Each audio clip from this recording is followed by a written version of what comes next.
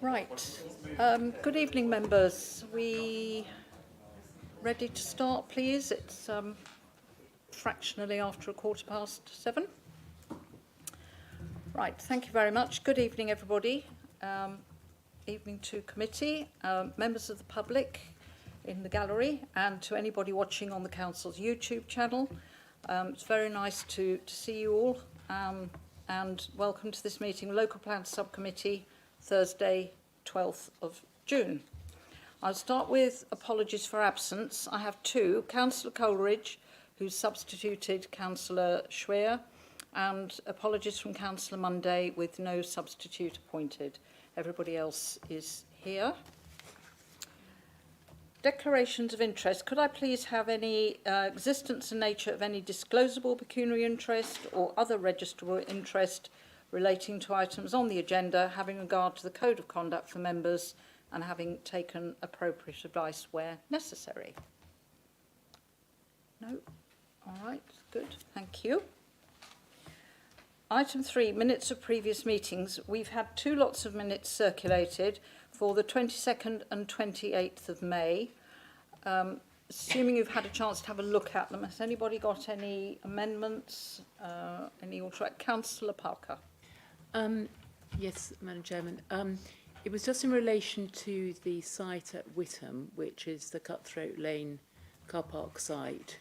I remember that we had a discussion about whether there's adequate car parking for the station, and I think there was reference in the report to be a car parking strategy carried out. I did actually park in that car park yesterday, and it was 2/3 full. I just would like to make, if the minutes could record the fact that there should be a car parking assessment of car parking strategy. Sorry, not car parking strategy, but where there's adequate car parking at that station. Would that be appropriate to record that in the minutes? I don't know. Just ask officers. I'm not sure that we can. If it wasn't something that was specifically discussed, I don't think, was it? So it was discussed, but there wasn't an actual ruling on it. But that's so just why I must just ask. I'm not sure in that case that clarification. I understand your point that you're making, but I don't think we can add something, retrospectively that's sort of after the event. Clearly it is something that could well be raised further down the line. Quite happy for us to take a look then. All right? Okay. Right, so nothing else on the minutes. Could I have a move out, Councillor Abbott? Second, Councillor Bowes-Flint. Is everybody in agreement? Thank you, everybody. Let me just sign those.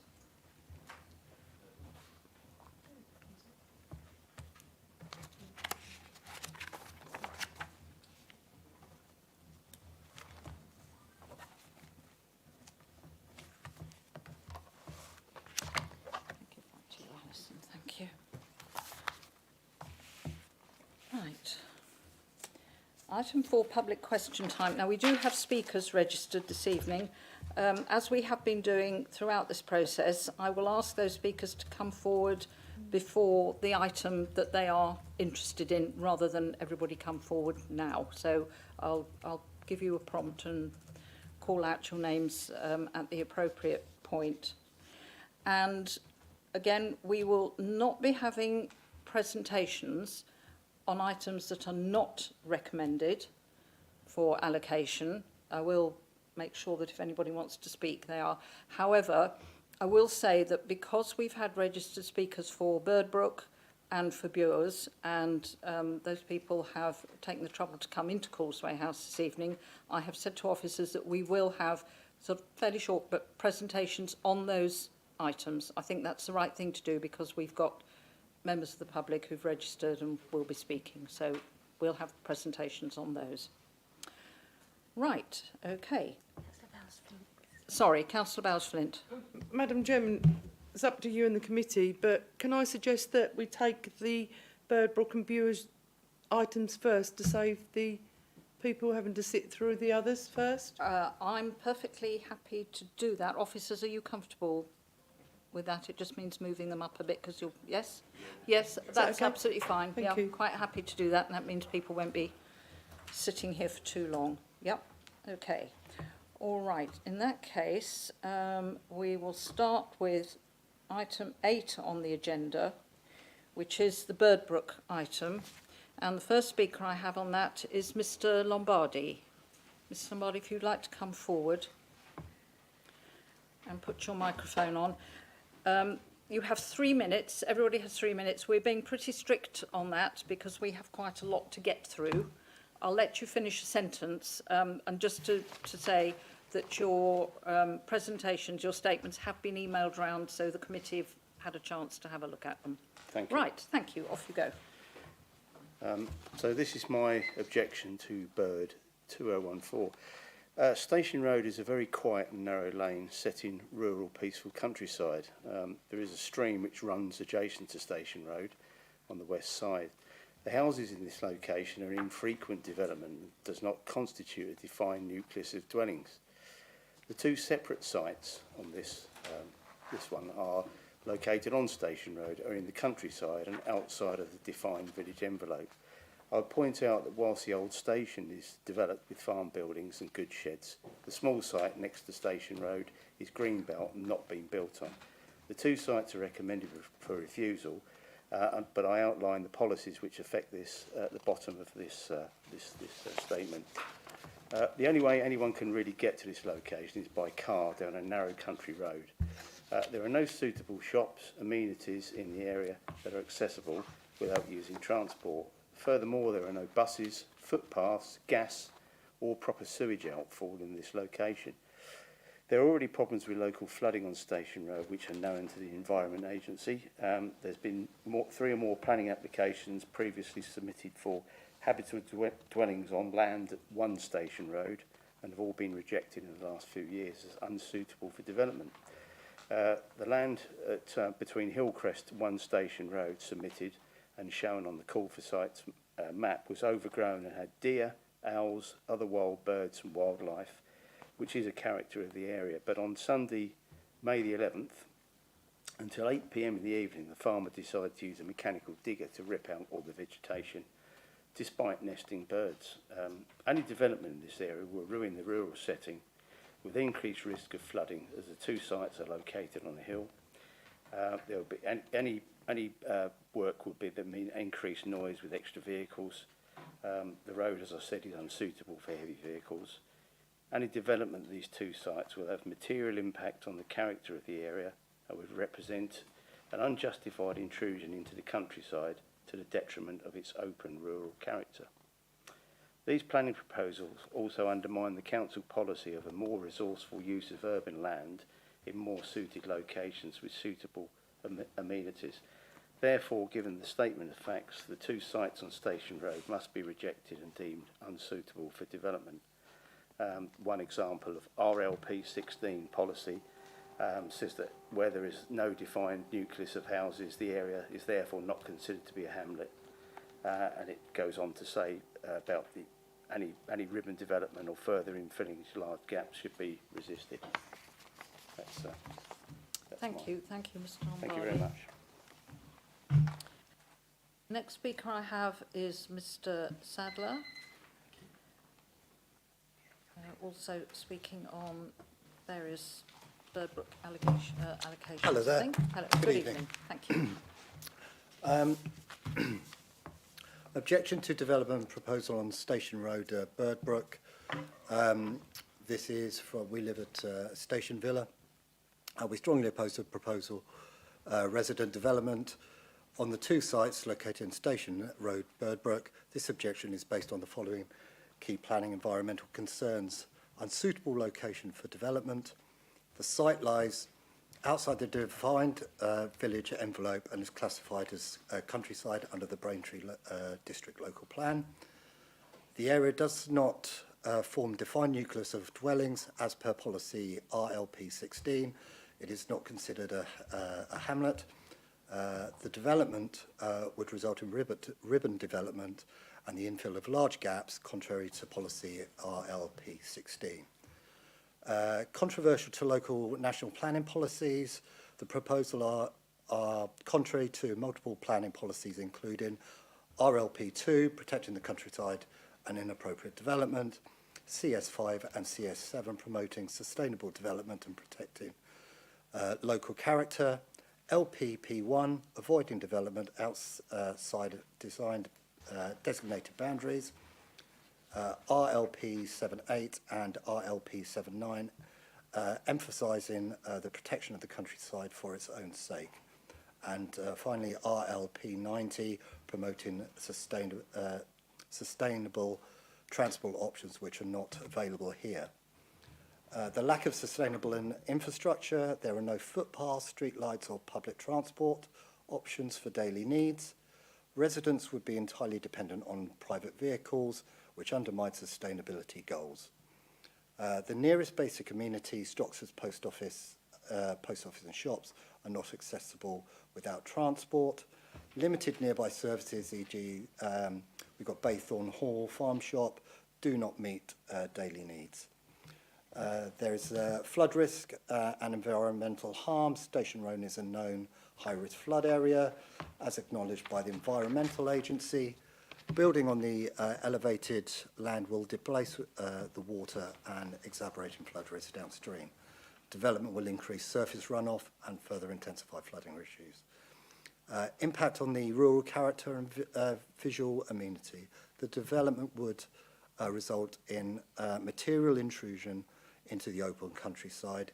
It would lead to urbanisation of a peaceful rural landscape, altering the character irreversibly. The loss of the green gaps would set dangerous precedent for further sprawl. Ecological and wildlife damage. The site supports a variety of wildlife, including bats, owls, deers and rabbits.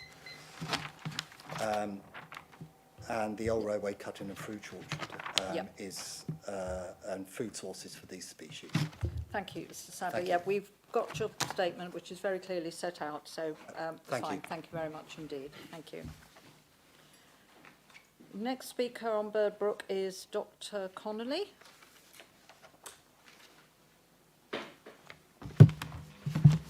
Good evening. Good evening.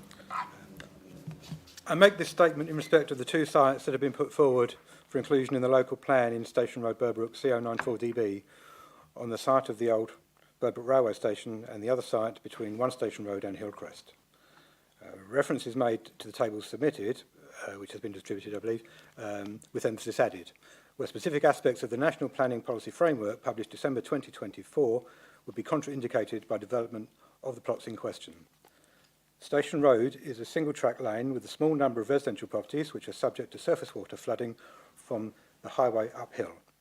It is increasingly used as a rat run and does not link any villages or towns which are not otherwise linked by more suitable highways. In reality, the only people that need to use it are those that live on it. There is no footpath on Station Road, nor on the A1017 linking the northern end of Station Road. It is extremely dangerous walking along the A1017. Increased development along Station Road will increase surface water runoff. This will flood properties downhill from the proposed sites. Surface water runoff also routinely contributes to the A1017 north of Station Road flooding, causing traffic to divert along Station Road. Such closure of the A1017 has wider significant impacts, both social and economical. Attached, by that I mean the photograph has been circulated, is a picture of a recent impasse where two HGVs with queues of vehicles behind each met on Station Road during such a diversion. Such incidents would become more common. While I suspect that such incidents do not overly concern the party wanting to develop these plots, they cause huge issues for the residents on Station Road. There is inadequate infrastructure on Station Road to support further housing, including inadequate highway access and egress to and from main roads and towns and villages. There are no footpaths or cycleways. There are no local shops. Services on the A1017 only promote car use. Inadequate provision of services, including sewage and surface water runoff, contributing to flooding. And there is no mains gas supply, and any house heating would either be by way of fossil fuels, further increasing traffic, or currently expensive, sustainable means, the price of which would exclude many local people from any proposed new housing. Developing the two proposed sites would be expressly contrary to at least 24 points on the National Planning Policy Framework as detailed in the compliance table, which I believe has been circulated, and therefore these sites cannot be included in the local plan. Thank you. Thank you, Dr. Connolly. Thank you very much indeed. The last speaker on Birdbrook is Eddie Wilson. Good evening. Hello, good evening everybody. Thank you for your time. I don't really have much more to add other than my friends and neighbours have already set out. What I can say really is that I've moved, well, me and my family have lived there since October 2022. We moved there for the countryside feel, I suppose, and we feel very strongly obviously about developments suddenly springing up all over the show. That's sort of it really. Just like to keep the country feeling. If you're ever fortunate enough to visit, you probably appreciate why we feel so strongly about this. That's it really. That's fine. Thanks so much Good. for your time. Make Cheers. your point. Very well. Thank you. Right. Okay, we can move on to the report, and this one is going to be taken by Katerina. Some general remarks in the beginning. Yes, fine. Chair, members, across all the assessed villages I'm presenting in this meeting, Alphamstone, Ashen, Belsham Walter, Birdbrook, Balmer, Bures, Castle Hedingham and Colnegane, a consistent set of themes and conclusions emerged during the 2024 Call for Sites process. These shared observations inform the strategic approach to site allocation under the Braintree Local Plan Review. Key themes are settlement hierarchy constraints. Most locations are classified as third-tier villages, meaning they are only expected to accommodate small-scale, sustainable development appropriate to their rural character. The infrastructure deficiencies. Recurring infrastructure issues include narrow rural road access, lack of main sewerage and drainage, minimal public transport links. These constraints make most sites impractical for larger scale development. Environmental and landscape sensitivity. Many sites are within or near the Dedham Vale Stour Valley project area, the sites of special scientific interest, SSSI, impact risk zone. They are in flood risk areas or highly visible countryside or sloped land. We also had heritage constraints. Several villages, notably Castle Hedingham, Balmer and Bures, contain listed buildings, conservation areas or archaeological sensitive zones, severely limiting development options. Planning history and public opinion. Numerous sites have experienced previous planning refusals, dismissed appeals, or strong opposition from the parish councils and local residents. Parish feedback was generally supportive of small-scale, locally led growth, particularly for affordable or community-led housing.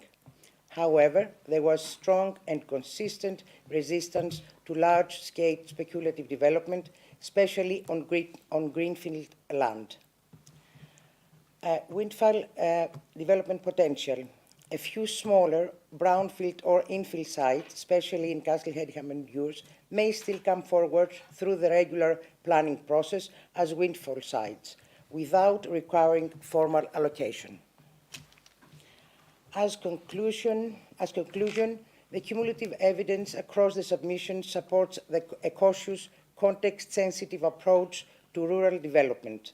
Recommendations prioritize protection of rural character, heritage preservation, infrastructure capacity, and alignment with community expectations.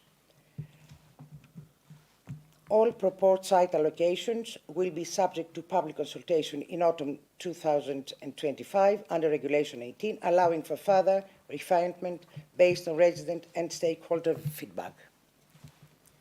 And we can go to Birdbrook now.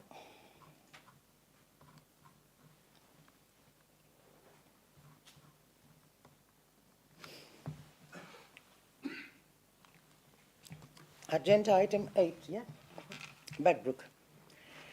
Bedbrook is a small rural parish situated within the Bumstead ward and forms part of the Dedham Vale and Stour Valley project area.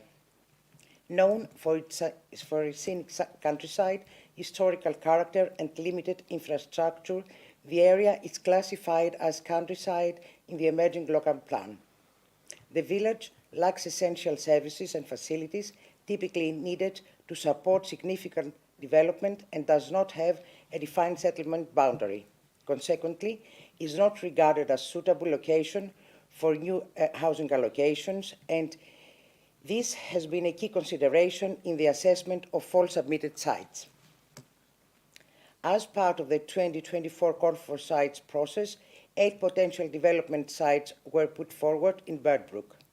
Each site was evaluated based on factors such as planning history, access, environmental constraints, and potential impact on the landscape. Due to the parish's rural setting and the sensitivity of its landscape, any proposed development must be carefully weighed against broader planning goals. Birdbrook Parish Council reviewed 5 of the proposed sites. They expressed no objection to site 2401, raised concerns about traffic and access for site 2402, and found sites 2403 and 2405 to be more appropriate in scale. However, they opposed site 2404, citing its large size and the village's limited infrastructure as key issues. 8 sites were submitted during the 2024 call for sites. 5 were for housing, 1 mixed use, 1 for housing community facilities, and 1 for employment initially, then for housing. Together, they are a total of 13.7 hectares and propose 341 dwellings. However, none of these sites are recommended for allocation. Key reasons for non-allocation is the lack of infrastructure, roads, public transport, utilities, environmental constraints, flood zones, archaeological zones, landscape sensitivity, unsustainable location disconnected from key services, planning history, and local objections, especially regarding access and traffic. I already said that the Parish Council objected to most of the proposals. And I can go to the sites now. Yeah. All 8 submitted sites, Bird 2012 through to Bird 2405, are not recommended for allocation. And I can give more details about the site that we talked, that we had The one that the speaker... Yes. Yes, would you like to Yes. just do that? Thanks, It's Katerina. Yes? It's the site Bird 2014, known as the Old Station, is located in the rural parish of Birdbrook within the Bumstead ward. Although originally submitted through 2024 call for sites process for employment use, the promoter since has confirmed via email that the intended use is now residential. This shift in intent required the site to be assessed against the residential suitability criteria. The site comprises approximately 0.80 hectares of previously developed land, currently occupied by a grain store and general storage barns. It is situated in countryside location outside any defined settlement boundary and is not contiguous with the main built form of Birdbrook. The land is unregistered and there is an EE telecommunication mast on site, though the lease for this expires in March 2024. Access to the site is available directly from Stamford Road, approximately 40 meters for A1017, offering a reasonable level of connectivity. However, the site is relatively isolated with minimal surrounding infrastructure and no immediate access to local services or facilities. The nearest former railway station is no longer operational, and there are no public transport links or pedestrian connections that would support sustainable residential development. There are no known environmental, ecological, or heritage constraints affecting the site. It lies within flood zone 1, indicating a low risk of flooding, and there are no archaeological designations or protected landscapes associated with the land. Planning history includes prior approvals for agriculture development and solar panels, but no residential permissions have been granted to date. The promoter has indicated that the site could deliver between 3 to 5 residential units, which makes it under the allocation threshold anyway. Although the site, as a conclusion, although the site is previously developed and has no significant environmental constraints, its remote location and lack of integration with the existing village makes it unsuitable for residential allocation, together with the size as well.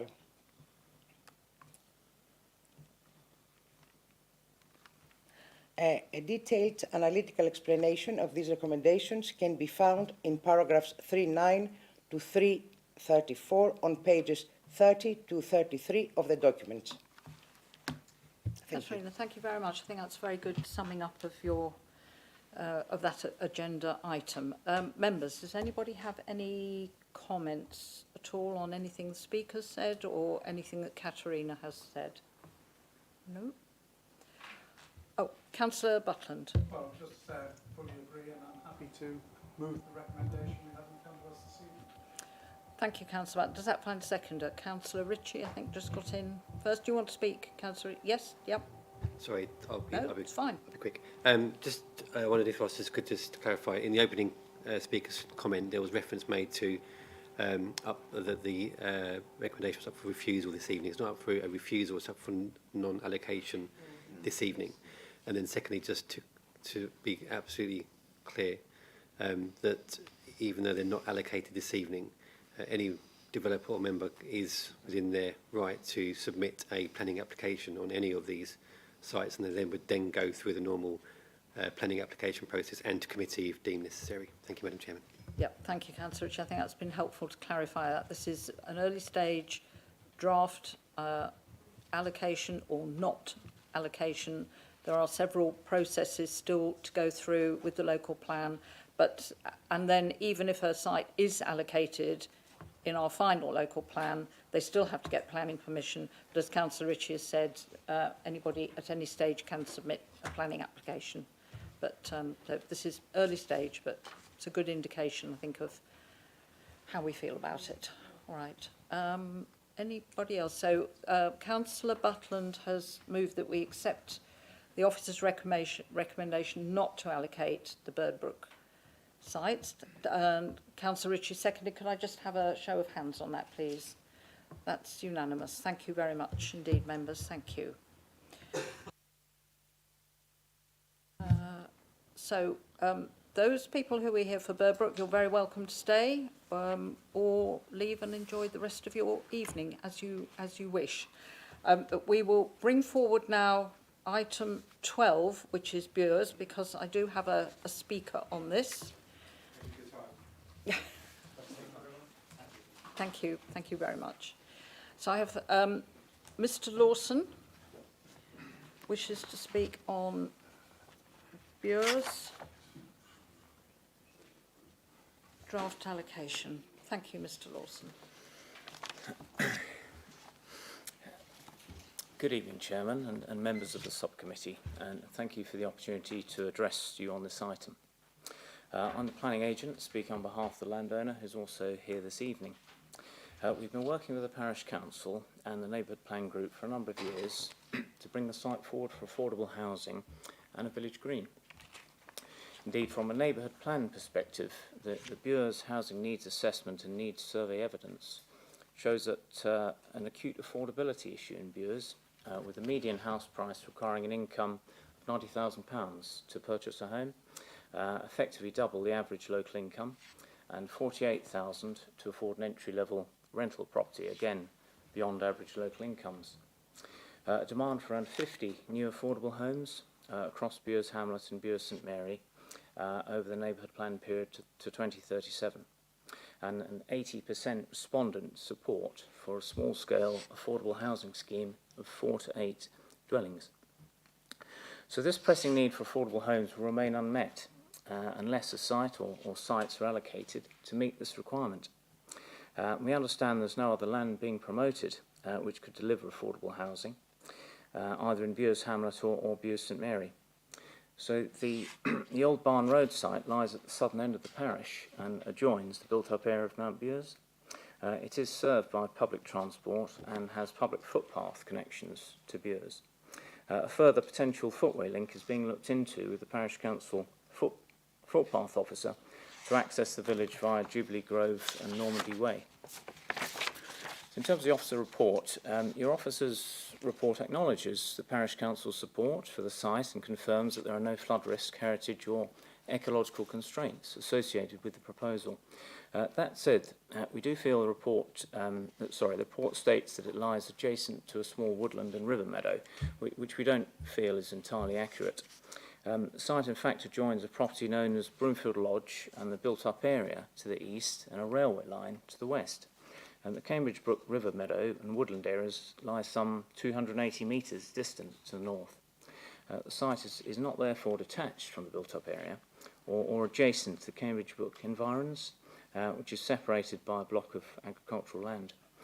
Finally, I'll draw members' attention to the master plan, which envisages a sensitive, high-quality housing scheme arranged as a traditional farmstead group of buildings around a courtyard. The building group will be located within a landscape setting provided by structural planting to form a suitable edge to the village. A new village green is also proposed to link with the existing green space to the south, providing a pleasant amenity in an area known to have a significant open space deficit. We therefore commend the site to members and respectfully request that you allocate it for affordable homes and a village green in the local plan. Thank you, Chairman. Thank you very much, Mr Lawson, and I'll see if officers are willing or able to address some of those points during the presentation. Right. Katerina, I think we're back with you for this one. Thank you. Bures is a settlement. Sorry. Bures is a settlement straddling the Essex-Suffolk border, comprising two parishes, Bures Hamlet in Braintree district and Bures St Mary in Bayberg district in Suffolk. It is characterised by its historic core, riverside setting and rural landscape. The settlement includes a mix of traditional housing, community facilities and small-scale services. The village has a strong sense of identity and benefits from a conservation area designation, in parts reflecting its architectural and historical significance. Bures has limited but functional range of local services, including a primary school, village hall, church, small shops, and a railway station with connections to Marksea and Sudbury.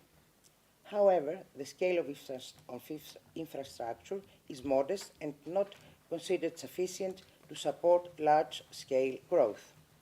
Public transport is limited and access to higher-order services typically requires travel to nearby towns such as Sudbury or Halstead. In the emerging Braintree local plan, Bures Hamlet is designated as countryside, meaning it's not identified for strategic growth. Development is therefore restricted to small-scale infill or rural exception schemes. The key issues that we have is the landscape sensitivity within the Stour Valley, heritage assets including listed buildings and conservation areas, flood risk in low-lying areas near the River Stour, limited infrastructure capacity to support significant new housing. Bures is an and environmental sensitive settlement with limited capacity for growth. While it may accommodate small-scale, locally justified development, such as affordable housing through rural exception sites, it is not considered a sustainable location for strategic residential allocations. The planning strategy for Bures should focus on protecting its landscape and heritage, supporting local needs, and maintaining its rural character.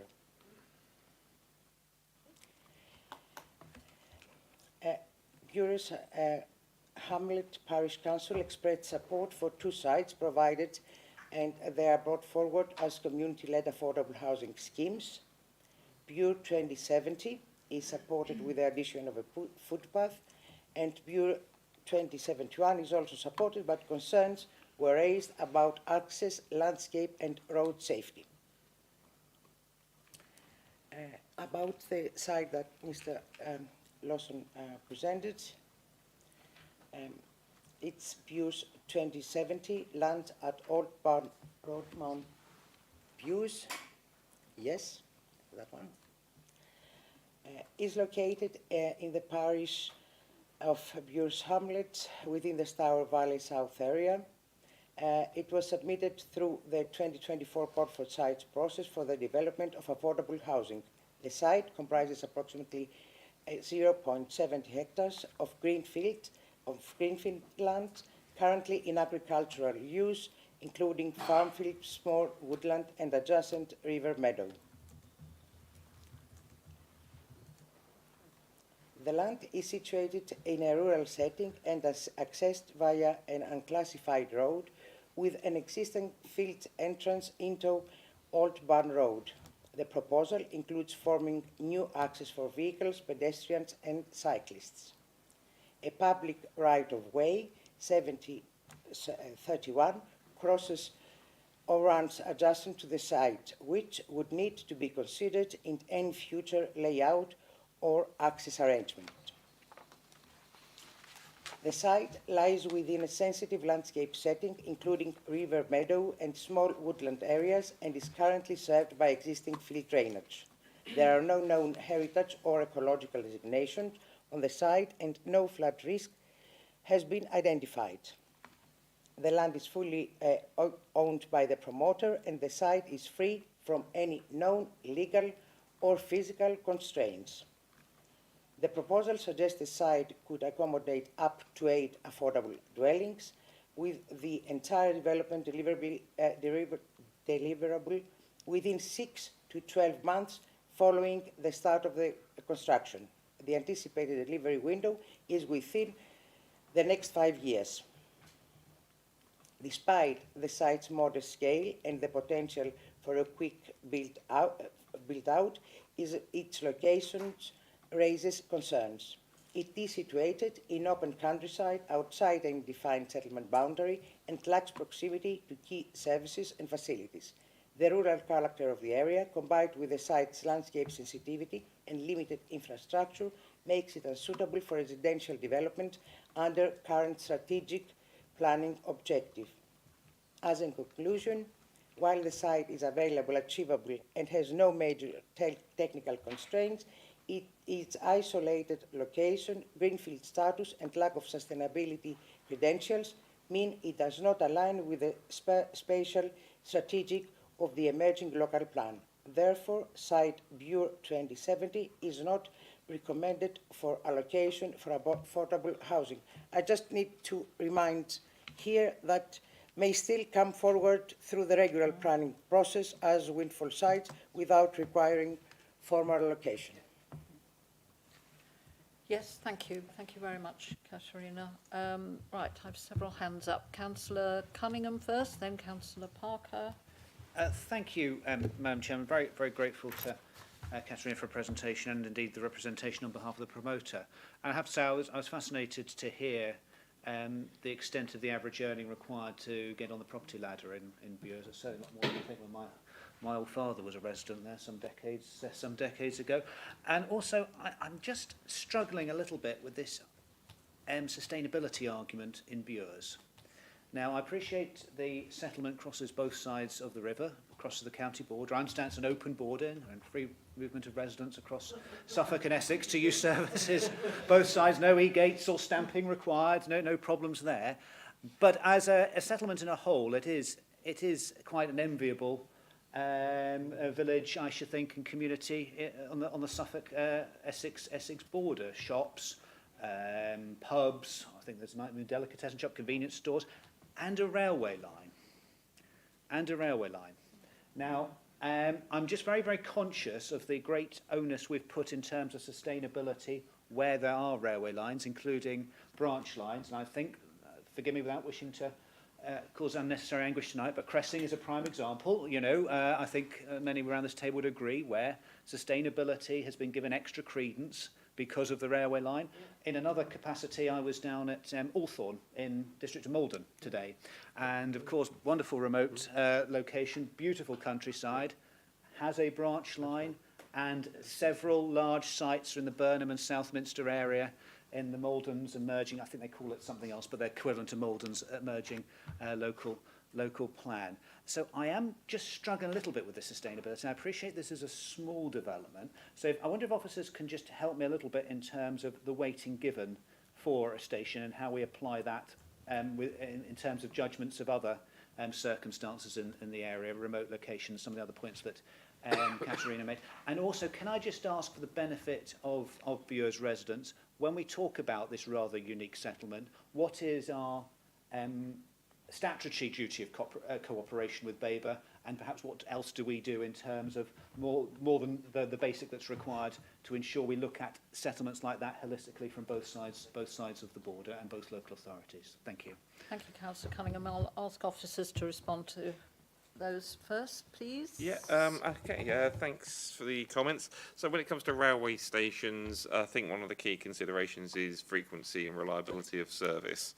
The Sudbury branch line, I think, has quite a unreliable service at times. I believe it is one that has to change frequently at Marks Tane, is often dependent on how well the main line is running, and can often get cancelled, which is my understanding that it can often get cancelled and has potentially reliability issues.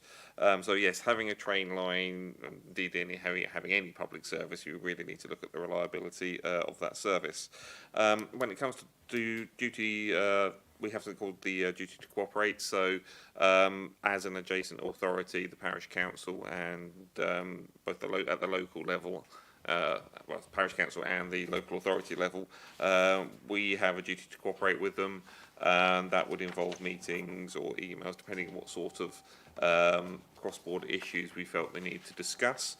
If we were thinking about perhaps having an allocation, or even say perhaps having a rural exception site, there is something we would probably want to discuss with them. I know that there is, there has been mention of support for such a scheme. There are more than one way to do it. You could do a potential local plan allocation, or you could pursue it outside the local plan process, perhaps through a rural exception scheme, which we've done those in the past as well. But yes, we would certainly need to speak with we have to, as part of the local plan, we have to cooperate and have meetings. It's a duty to cooperate, not necessarily to agree as well. We have to remember that as well. So yes, we do have to have quite an open dialogue with our neighbours. Thank you, Alan. Katerina, yes. We have one more site reviews.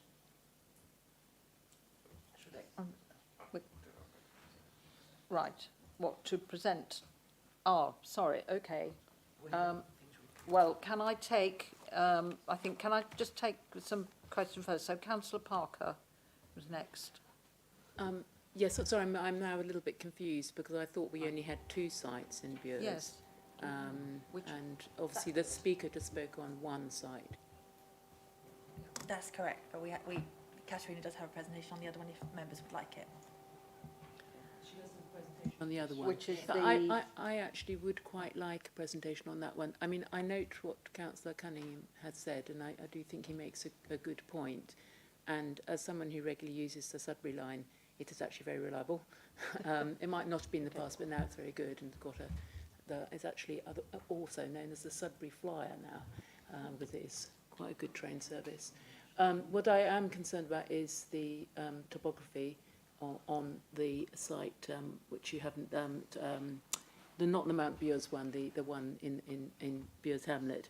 So I would quite like a presentation on that, Madam Chair, and have just a couple of points to make as well on the other side. Should I do that now? Or? Just hang on one sec. Let me just go to Councillor Walsh next, please. I'm getting slightly confused. Are we talking about 2070? Because it might be an idea to finish the discussion on that one we first. are. Yes. Well, I thank the officer for the explanation and indeed Alan's response and the representation.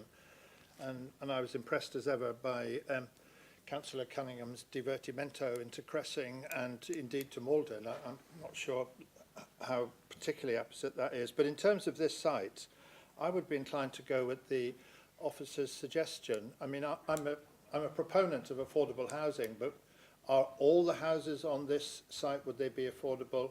And even if that is the case, we could end up having a lot of housing proposed in otherwise questionably suitable rural locations on the basis of affordability.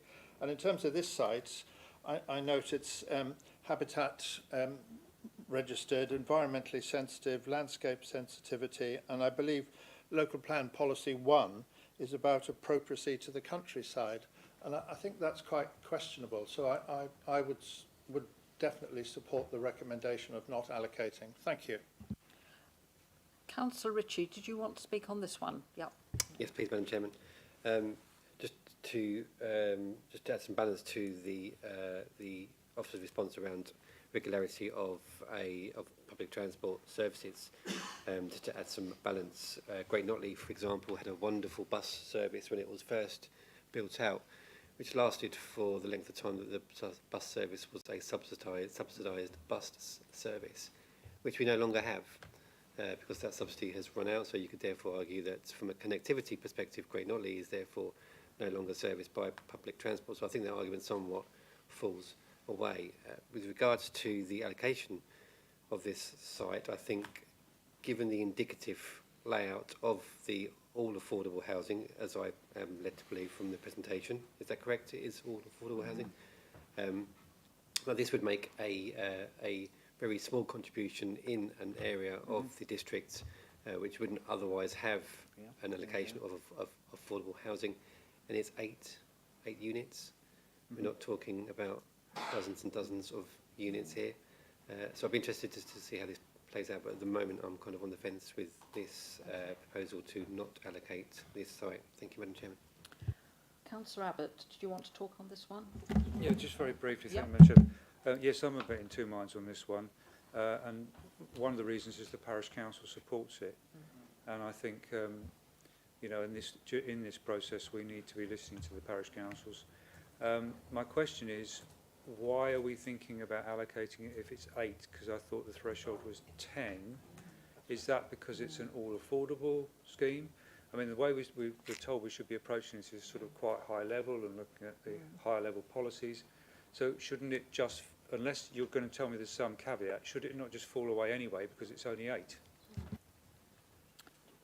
Officers like to comment? Yeah, generally speaking, we would only allocate for a site of 10 plus. However, if a site is adjacent to a development boundary, then we could move that development boundary to enable a development to take place on a particular site. There is other exceptions where we would consider less than 10.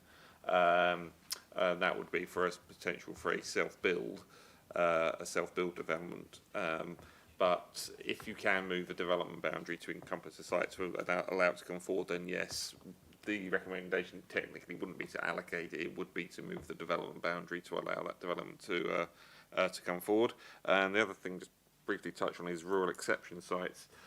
So proposals for rural exception sites can also come forward outside the local plan process, and they, generally speaking, they can happen you know, outside but adjacent to existing development boundaries. So there's also that potential option. Councillor Parker. Thank you. Sorry, I wasn't speaking before on this site, so if I could just speak on this site now. I mean, that's a very helpful explanation from Alan about those two policy positions. Just, could I clarify, is Mount Bures, the rest of Mount Bures, in our district, or is it in Colchester?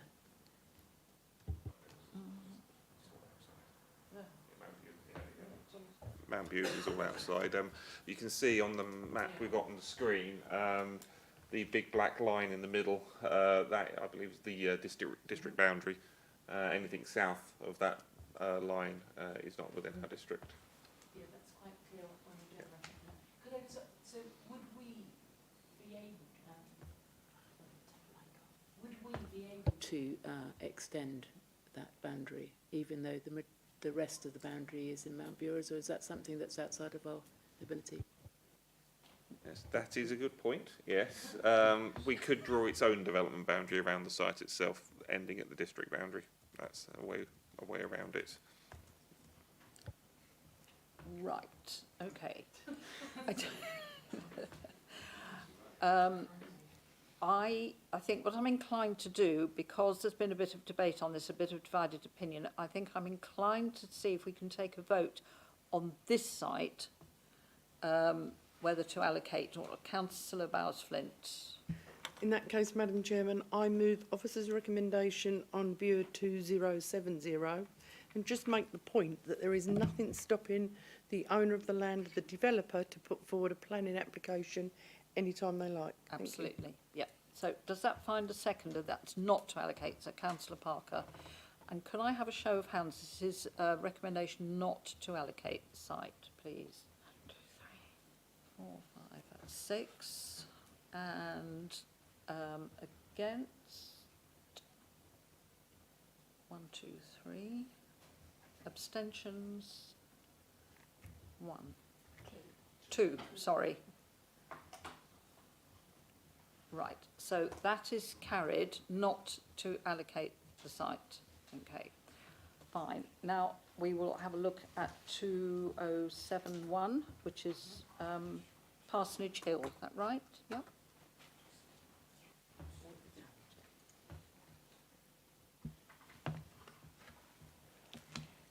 The second site we had in Bures, it's Bure 2071, will be Downs.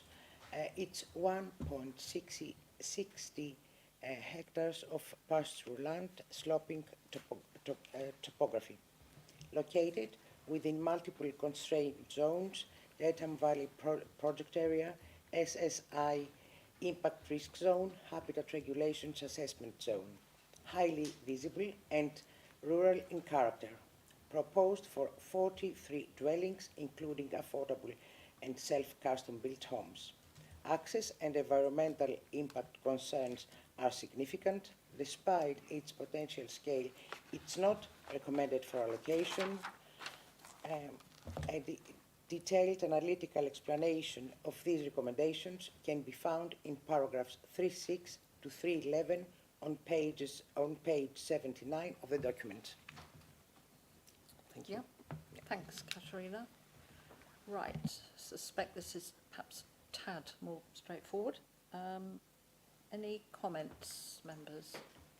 Councillor Parker. Yes, I mean, I actually support the officer's recommendations. I think my concern is the topography. I think it is on a hill. Am I right in thinking? And I know we've had other problems in the past with sites that are on slopes. I'm sure we all remember those of us on the planning committee. And I think that it is obviously in a sensitive location, being in the Dedham Vale. So I would support the officer's recommendation. Thank you, Councillor Parker. Does that find a seconder? Councillor Bowes-Flint. So could I have a show of hands, please? This is not to allocate the site. Thank you, members. That's unanimous. Right. Okay. Okay, we will now go back up to the top of the agenda. Yes. We need to get the inset maps. The recommendation for the inset maps hasn't been agreed. Oh, for which one? For BOS. Oh. Yeah. We need to get the inset maps agreed, don't we? Yeah. They've only voted on the two items.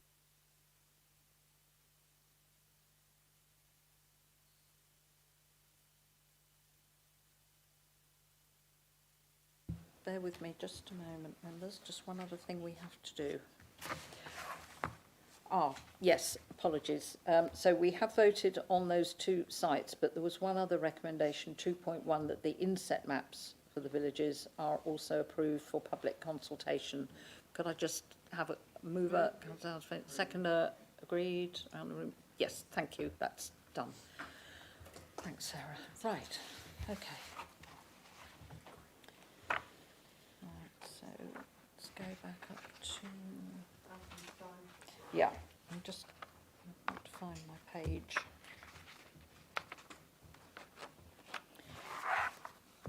Right, agenda item 5, Alphamstone and Katerina, I think this is you.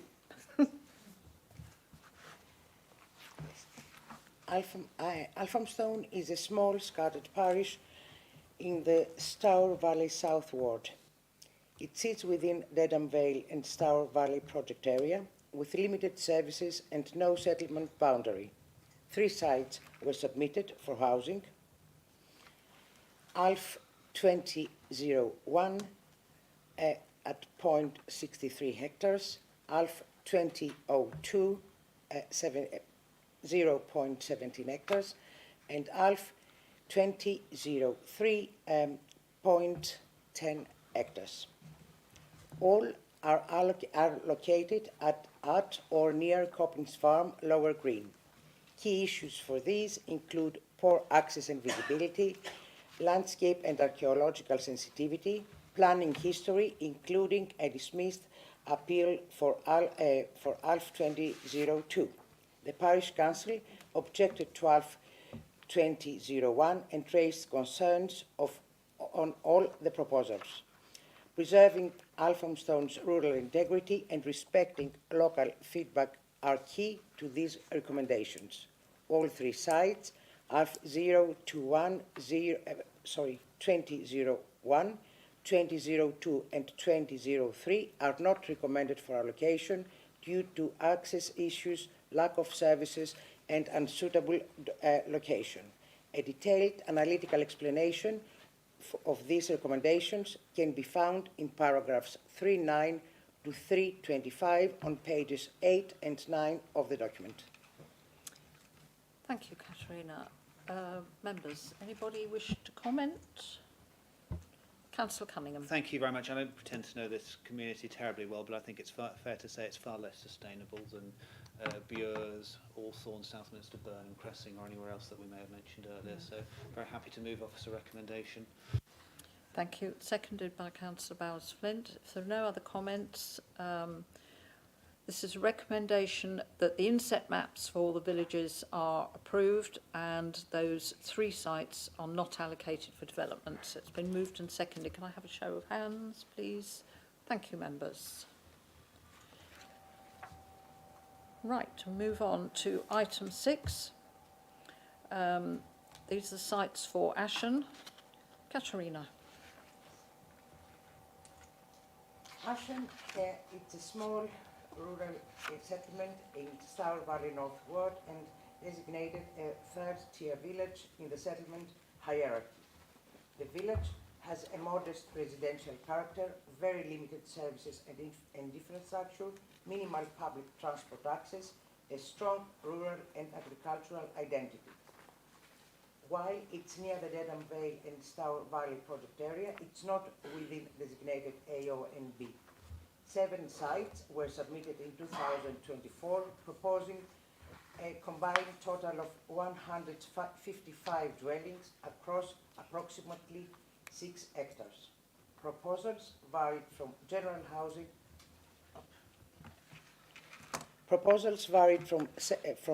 housing to self-built, affordable homes and biodiversity net gained initiatives.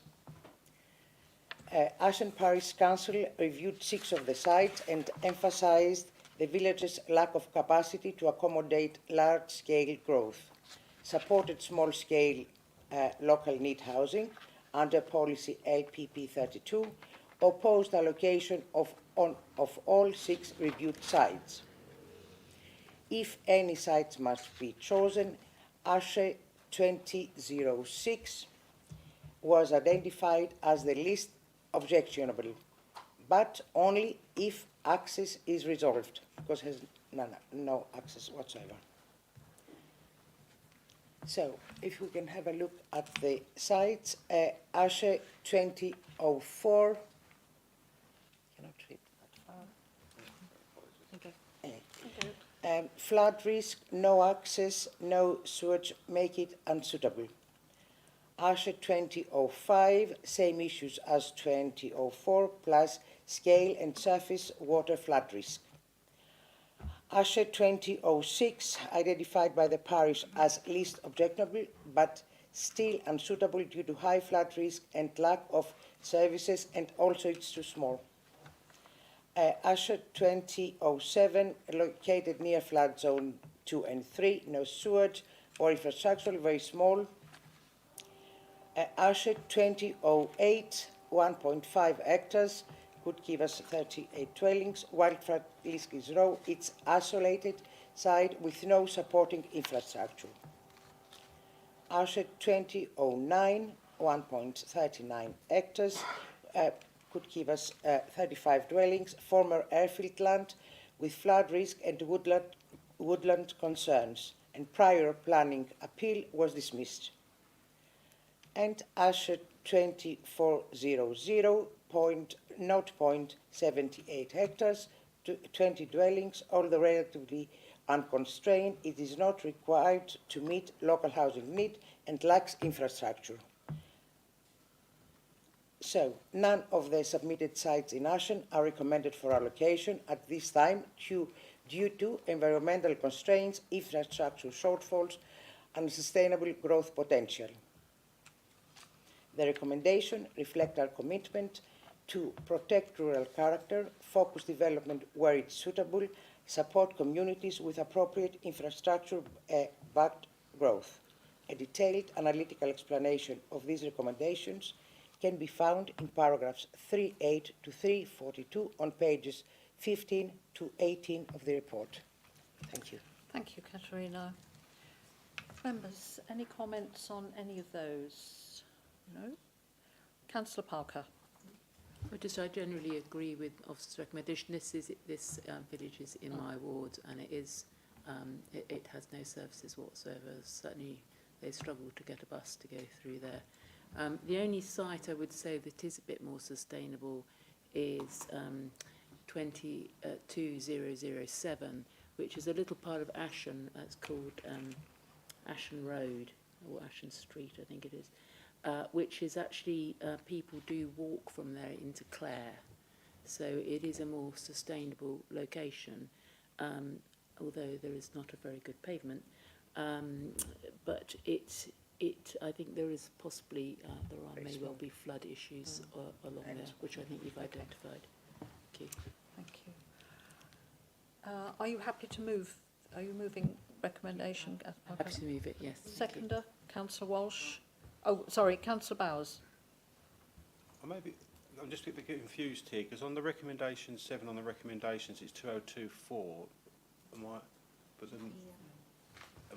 getting confused here? But further down in the agenda is 2400. Yes, you're right. Yeah, yes, you're right. Is it just a typo and it should be 2024 in the recommendation 7? It should be 2400. Yes. Yeah. Yes, apologies. It's 2400, the number for the last site, so it's just an error in the recommendation. Well spotted. We'll pick that one up. Right, so that has been moved and seconded, that they're not allocated. We also need to include in that the inset maps are approved. So can I have a show of hands on that, please? Thank you. That's unanimous. Good. Let's move on to another one. Item 7. This is Belsham Water. And Katerina, it's you. Belsham Water is a dispersed rural parish within the Stour Valley North. It is not a designated growth area due to its limited infrastructure and services. Only one site was submitted, BEW 8-2011, land north of Bells Road, covering 0.28 hectares, proposed for 7 self-built dwellings. Despite no significant physical constraints, no flood risk, heritage or ecological concerns, the site is outside a sustainable settlement, lacks infrastructure and services, not aligned with strategic growth priorities, and also it's too small.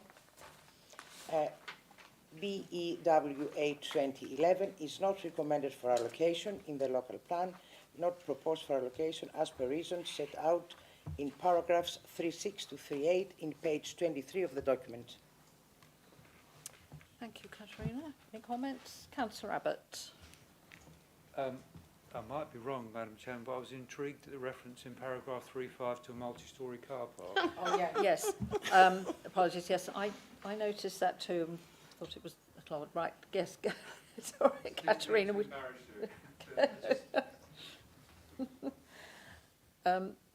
Yes.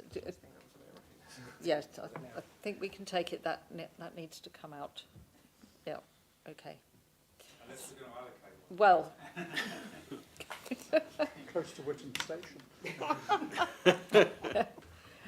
Yes, well done. Thank you, Councillor Abbott. I had noted that, but then forgot about it just now. Okay, so other than that, no comments. So we have a recommendation to approve the inset maps for public consultation and not to allocate that one site. Could I have a mover? Councillor Parker, Councillor Bowles-Flint, second. Quick show of hands, please, members. Thank you. That's unanimous. Right, so I was inclined to just suggest maybe a 5-minute break if you'd like, because then we can move on to Black Notley, which is with Gary. So that just gives, Katerina has a bit more to do, but it gives her a bit of a break. So is that all right, members? We'll have just a 5-minute break, please, and then come back about past, and we'll pick up with Black Notley.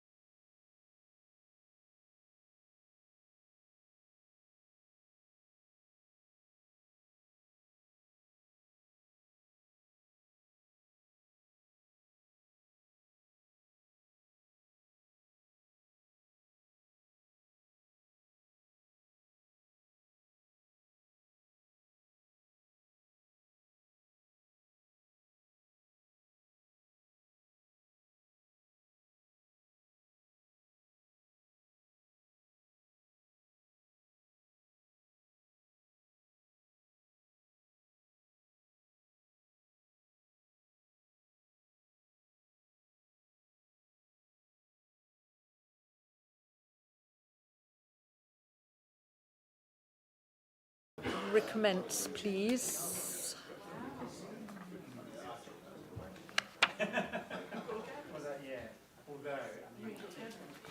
Oh, no, I haven't. Oh, mind. Thank you. Yeah, it's okay.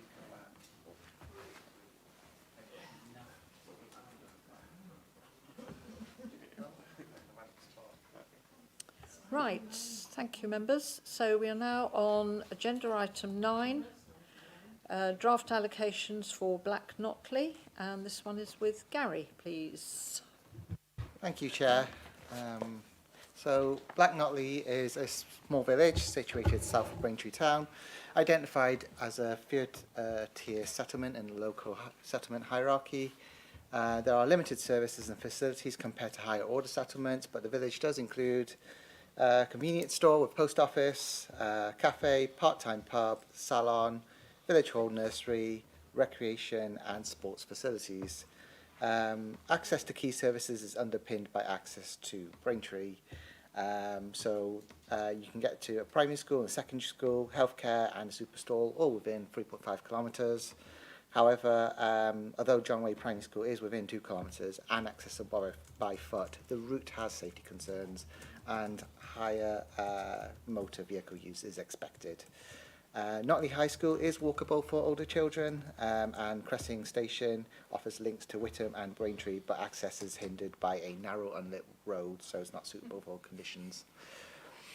Notley High School is walkable for older children, I've already said that.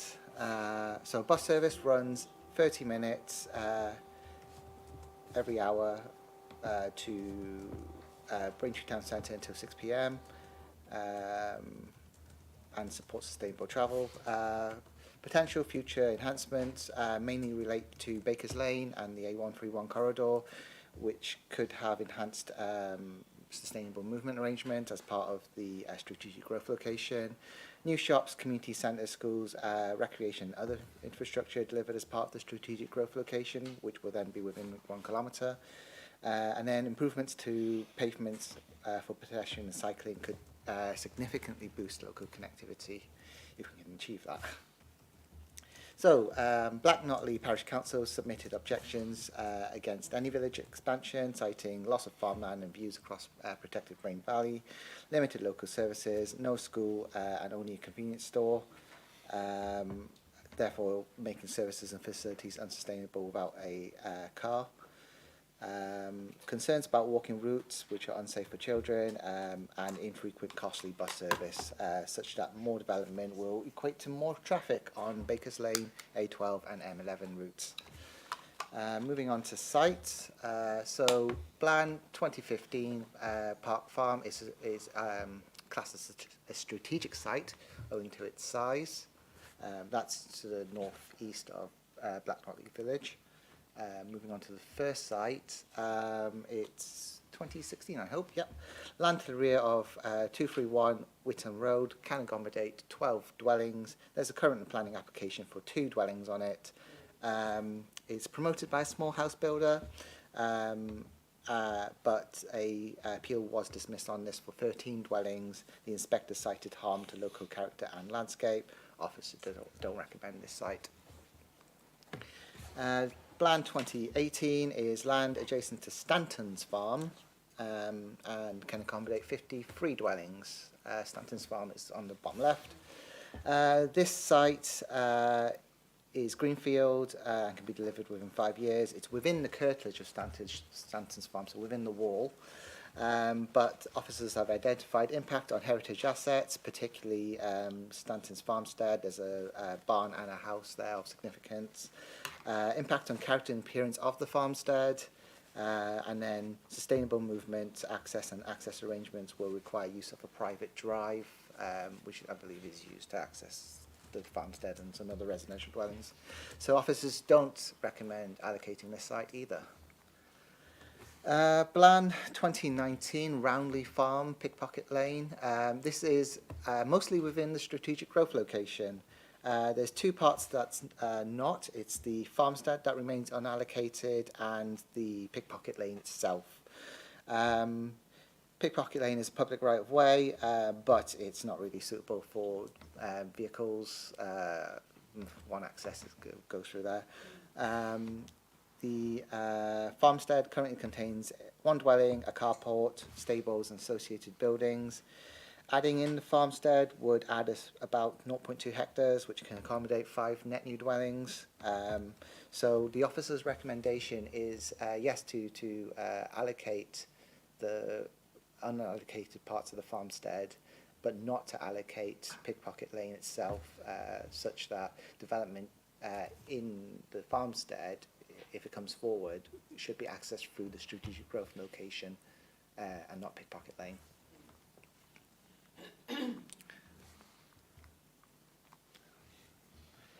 Bland 2020 is the cottages on Baker's Lane. It can accommodate 3 dwellings. It's already within the development boundary and it's already previously developed land. There's direct access onto Baker's Lane. It's too small to allocate and should be considered as part of the DM process. So officers do not recommend allocating that site. Bland 2021, land adjacent to 59 Brain Valley Avenue. It's below the threshold, it's within the development boundary, it can accommodate 1 dwelling. There's nothing we can really do, so officers do not recommend allocating. Bland 2022 is Choice Farm, able to accommodate 84 dwellings. It's a greenfield proposal located east of Whittam Road. And development could avoid areas of flood zone 2, as you can see on the right hand side. However, there are access issues with this. I believe it's right next to the pub. There's an existing access, but it's on the bend of the road and it has awkward topography. And then even if you could access it, if you had to use a footpath, you have to cross the road in order to access the footpath. So because of the changing character, access issues and the backland development on the settlement fringe, officers do not recommend this development either. Bland 2023, land at Brain Valley Avenue. This is for 90 dwellings. It was dismissed on appeal in 2022 for a similar proposal, even though it got reduced to 80 dwellings at the appeal. The inspector cited that the impact on the character area and the setting of the settlement was particularly egregious, particularly when viewed from the public right-of-way on the other side of Braintree Valley. And he refused the appeal, and officers don't recommend this site either. Bland 2024, land at Notley Golf Club for 103 dwellings. This is classified as previously developed land, but it's a strip fronting onto Whittam Road. It includes car park, clubhouse, lawns and access road. The golf club operates under a lease, so it could be relocated within 5 years somewhere else in the golf club area, I suppose. And it's identified as parcel 8C in the landscape character assessment, and it's low landscape capacity. That's due to the site being open with long views across the valley, so you could view it from either side. And there are access and connectivity issues as well. So existing vehicle access to Whittam Road, while being adequate, means that pedestrian and cycle access is poor because you've got to go all the way around. Thank you. I'm just going to ask Sarah just to clarify on the agenda. Yeah. Apologies. This is recommendation 8, which is wrongly referenced in 2.10 as 2023. This is, so it's as Gary has set out, so it's Bland 2024. Yeah. Right. Okay, good. Thank you. Carry on. In addition, the site is physically isolated from the development boundary of Black Notley, and it would harm rural character and landscape, so officers recommend that this is not allocated. Bland 2025, land south of Snakey Lane can accommodate 229 dwellings. This site is to the rear of Stanton's farm and outside the wall, I guess. There's no suitable access, and the promoter states that access could be achieved to Whittam Road, but it's not in the red line boundary. So even if access could be achieved, the tenuous link required to circumnavigate Stanton's farm could harm the character and appearance of the countryside and potentially harm the character of Stanton's farm itself with its listed buildings. So this site is not recommended for allocation either. Bland 2026, land to the west of Whittam Road can accommodate 2 to 4 dwellings. It's a rectangular parcel at the end of a row of ribbon development, but there is no development boundary. So a development which follows the building line could yield 2 semi-detached dwellings, but it's not possible to allocate the size due to its size and also because it's not next to a development boundary. So officers can't recommend this site. Bland 2027 Friars Farm. This site already benefits from a local plan allocation in the strategic growth location, but officers are proposing to separate it out into a individual housing allocation for 480 dwellings to be delivered in the 5 to 10 year time frame. Bland 2017 Linderswood Farm for 2.7 hectares of employment land. This is an expansion of employment onto greenfield land adjacent to an existing rural employment cluster. The parish council does object to developing this site. They say that no further industrial expansion should be accommodated at Linderswood. They've cited that a previous application has only recently been put forward on this site, and more commercial vehicles or lorry movement on an inadequate road system is unsuitable. So officers do recommend this site. It's currently arable farmland, so that we've identified a loss of farmland, but it's in a flat land and well enclosed by trees and hedges. It is an awkward shape. But we feel that access via Linderswood Farm is adequate. It's close to the strategic road network. It would only require a short stretch of Linderswood Lane. There is a bus stop on London Road that connects Braintree and Chelmsford and could potentially be turned into a sustainable travel corridor with developments at the strategic growth location in Braintree and with development in Chelmsford as well. The site doesn't have any ecological or historic constraints, although it is located next to Bushy Wood Local Wildlife Site that is on the map in the green area on the bottom left. So it's not that close. And then utilities are available from the nearby employment site.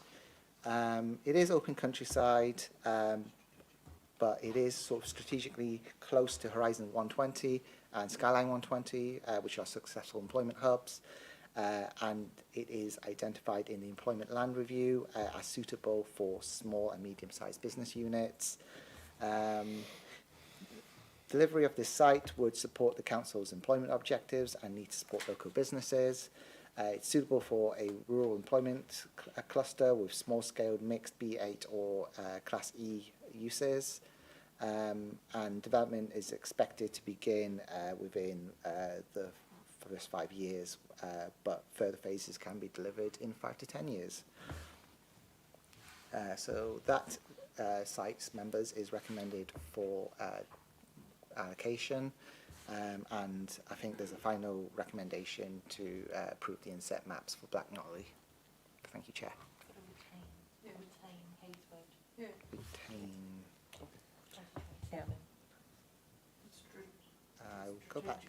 I'll go back from my script and I'll find it.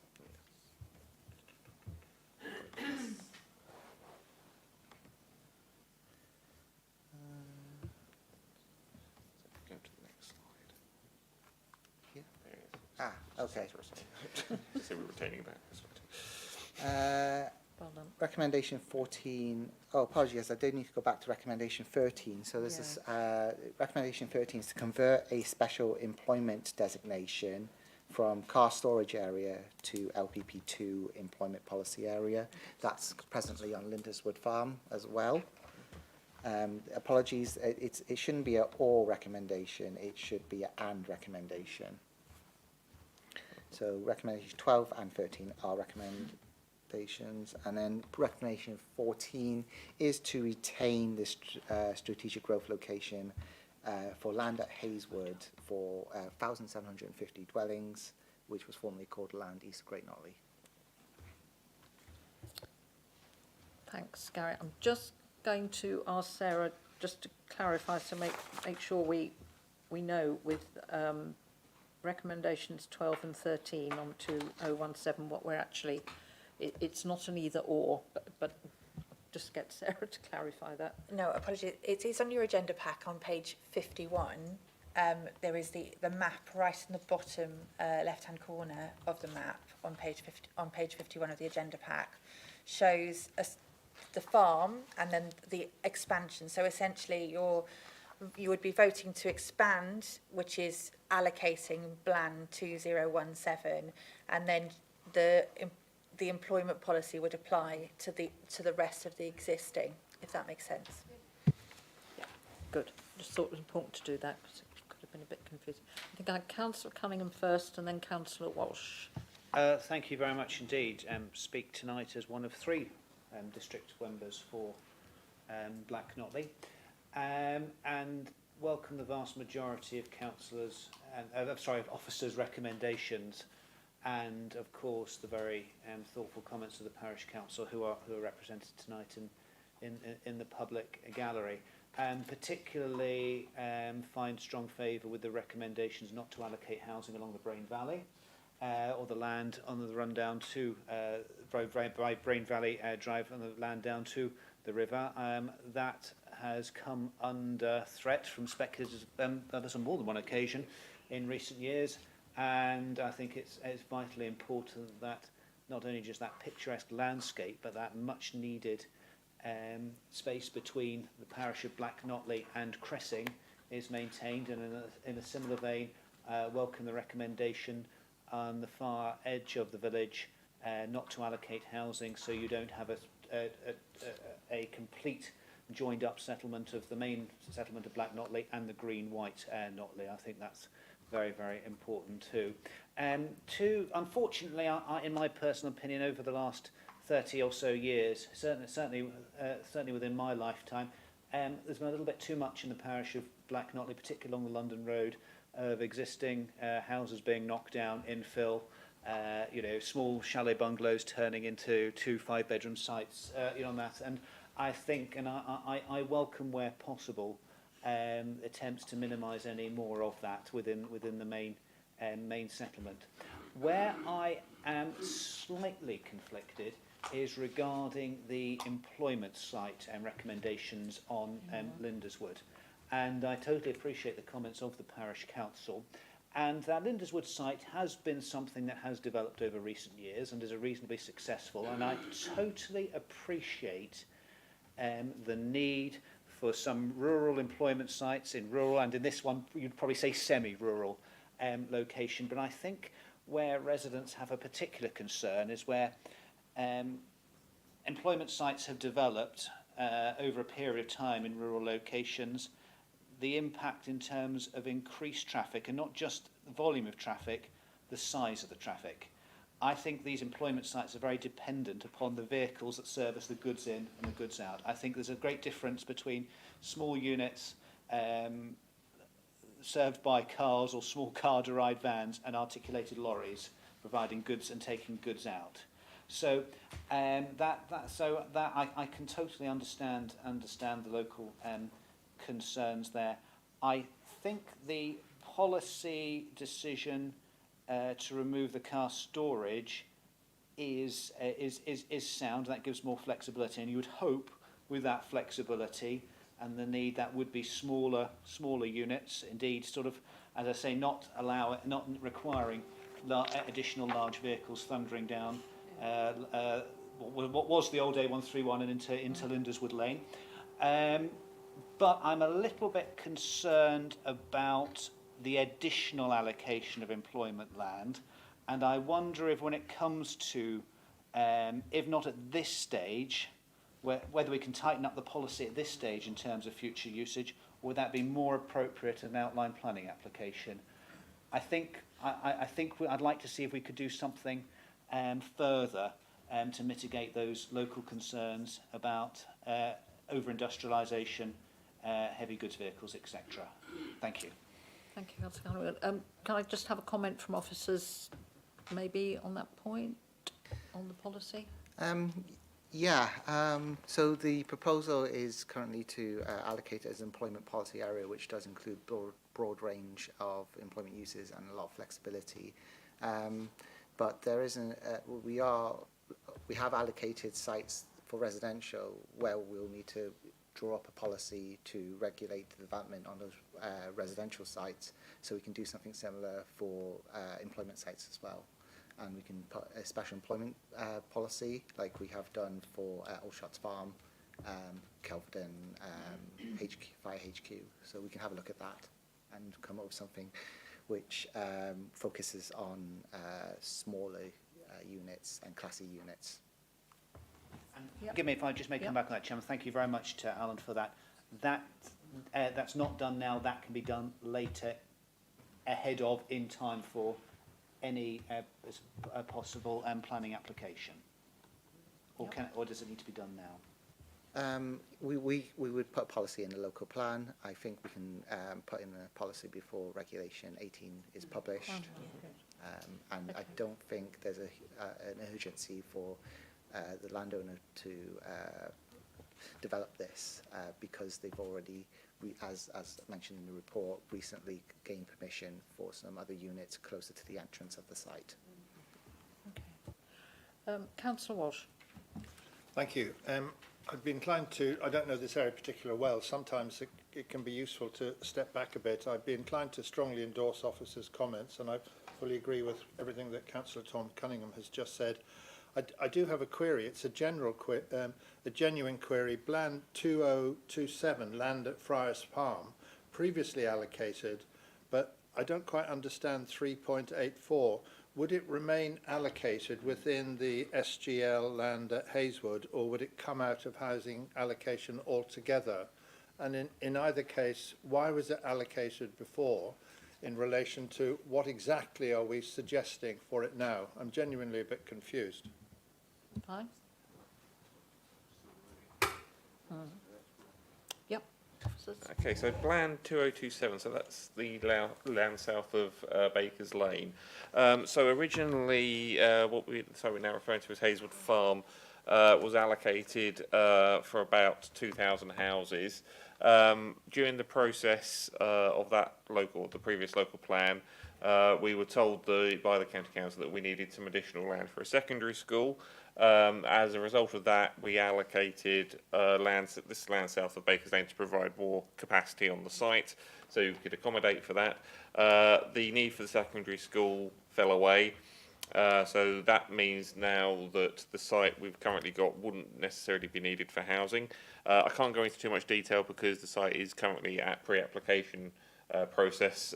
In the pre-application process, however, all the land north of Baker's Lane would be able to accommodate the 1750, which means that the land south of Baker's Lane could be allocated separately as a housing development for 480. So it's a site. So it would be more housing on the site south of Baker's Lane, and it's already been allocated. It's already been through the local plan process.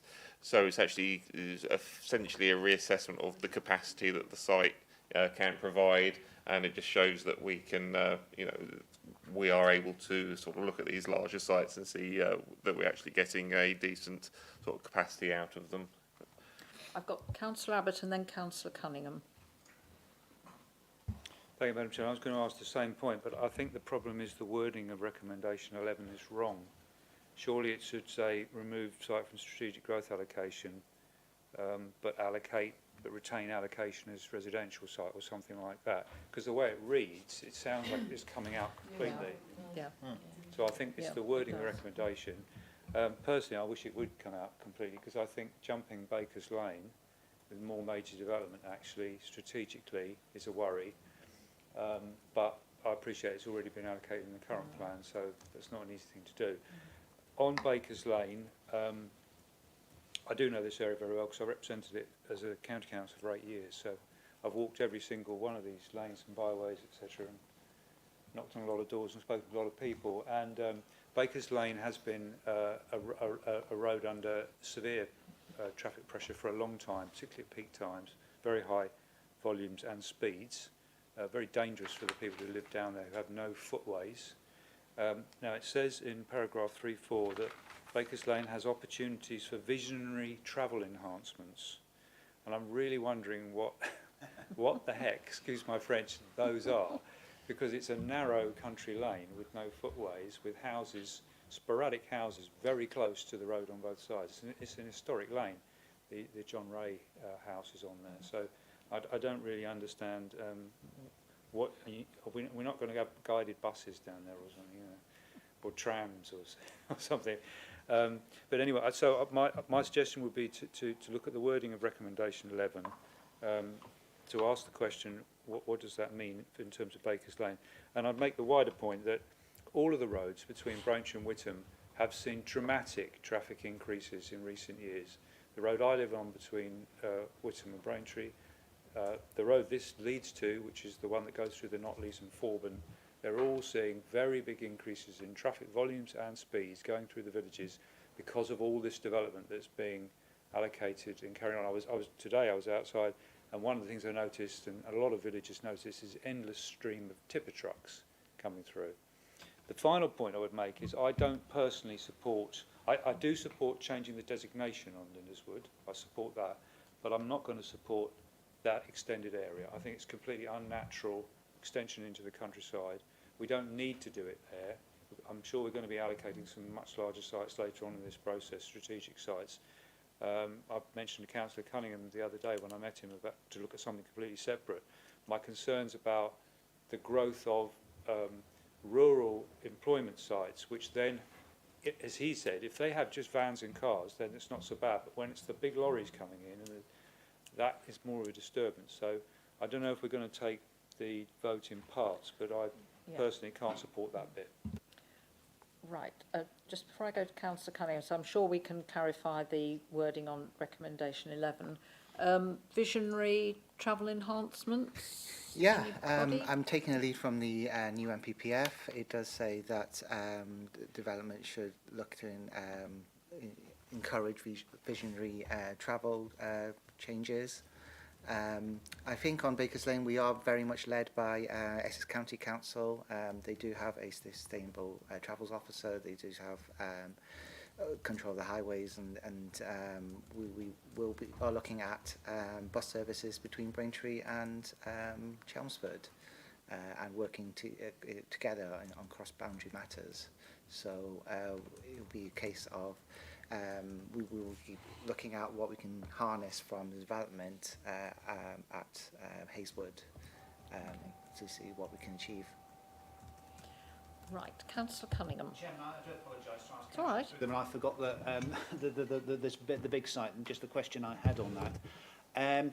Obviously, with the removal from the growth allocation and the allocation for residential development, can local residents still have the assurance that there will not be any diluting in terms of the expectation level for the services and the infrastructure that's provided in the balance of the strategic growth location? I know the Parish Council have been working very, very well with our with officers here at Braintree District Council, trying to help inform some of the master planning of that in terms of expectations. Can we just give an assurance that with a repurposing of that land, the high ambition and the expectation levels for the required social and community infrastructure will not be diluted as a result at final planning stage? Thank you. Hello. Yeah, the policy, the site does still have its associated policy, and the pre-application discussions are aimed at making sure that the requirements in that policy are met. And we've had no indication that they can't be met with what is currently being discussed as the on that site. Okay. All right.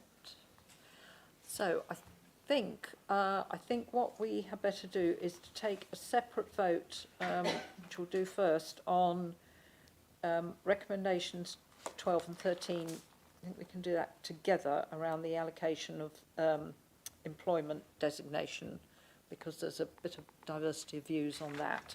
So, could I have, does anybody want to move officer's recommendation that those sites are designated for employment? Is that the right way for me to put it? Yes, I think so. Madam Chairman, I'd like to propose that we do not allocate that extra land.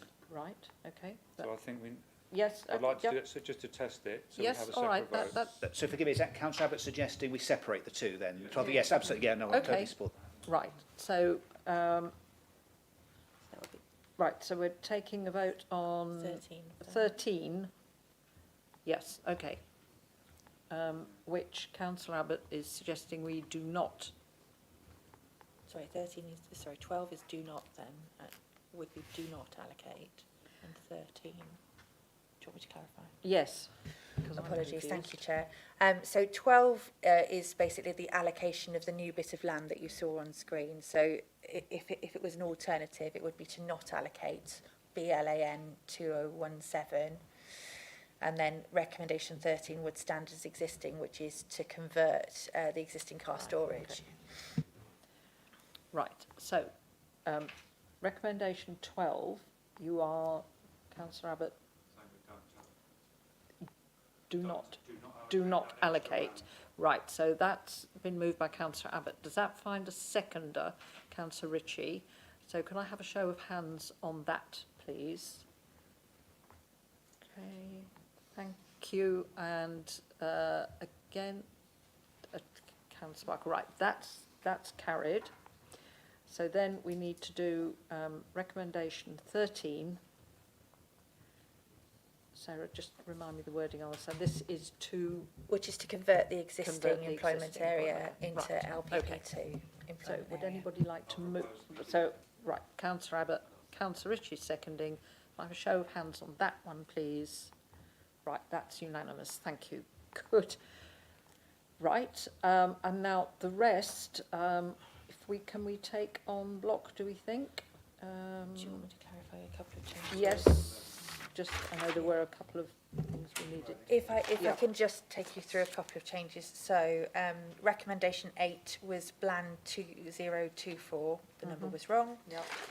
And then recommendation 11 is to remove the allocation from the strategic growth location and reallocate for Yes. approximately 480 dwellings.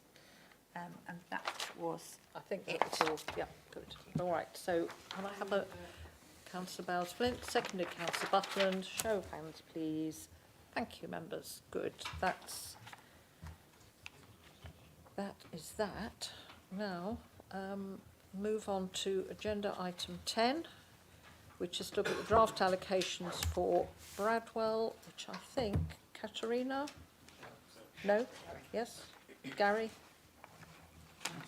Sorry, Gary, yes. Yeah, thank you, Chair. Bradwell is a fertile village in the local plan. It's a dispersed settlement of about 200 dwellings in the River Blackwater Valley. There's a pub, village hall, allotment, restaurant, service station and small shop associated with the service station. Services are supported by passing trade and a wider hinterland, and it lies on the A120 strategic corridor.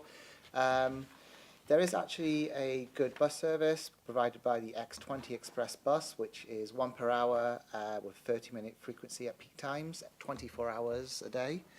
And the nearest rail station is Braintree Freeport, but there's no direct sustainable travel links.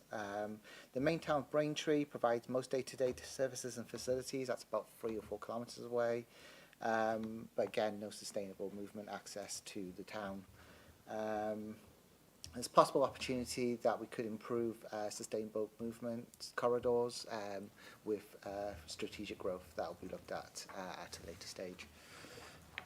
So first of all, these are the strategic sites that we will not be considering today. Includes Patterswick, Hall Farms and land at Withy's Green Farm, very large. And obviously not suitable for this report. And then there's a couple of sites but it's larger. On the right hand side you can see how much bigger it is. It includes the field itself. It's in the blue outline. Similar issues. There's we can't determine if access can be achieved.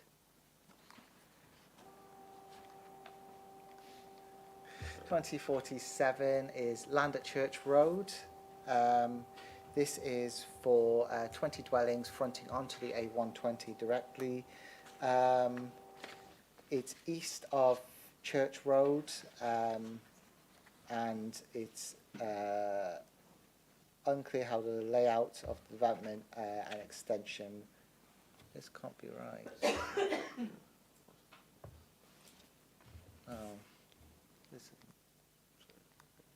Yeah, what's the second? 24. It's 24. This is Land at Church Road. I've got a code of 2047. So it's a large site, 10 hectares, 20 dwellings.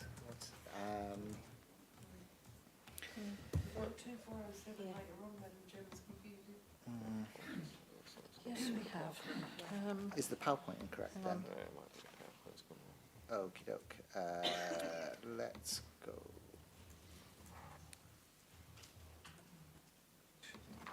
Yeah. We've got two. Title is incorrect. Okay, I'll go back. Is this the right one to move on to? Or should we do Church Lane? No, we should do Church Lane. 2047 and This is it. 240. Yeah, so the apologies members, so the code in the slides is incorrect. The order in the agenda is correct. So 2047 is Land at Church Road, not 2407. So it's a large site. It's unclear how the layout, development and extension to allotments would mitigate harm to the character and amenity of the open countryside. Officers identified harm to the setting of Bradwell Village, and it's not recommended for development.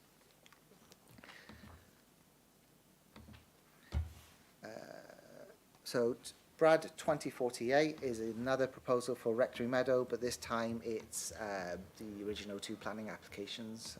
So this is able to accommodate 5 dwellings. There's no access that can be proven, so it's not recommended. Then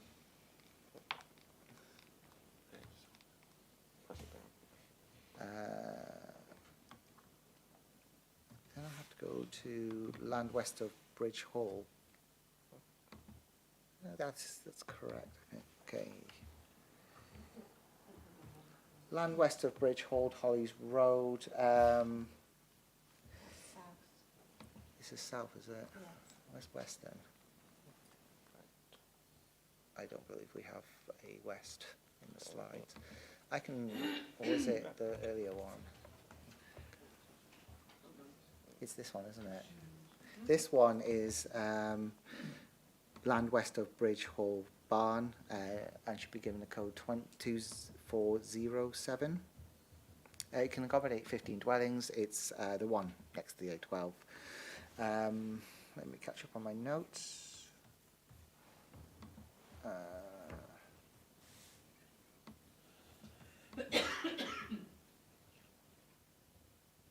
Okay, so we could have a cul-de-sac layout, or we could have frontage layout. It's relatively free from historic or ecological constraints, but there is a noise issue, and there is a issue that the site lacks containment, and officers don't recommend it for development.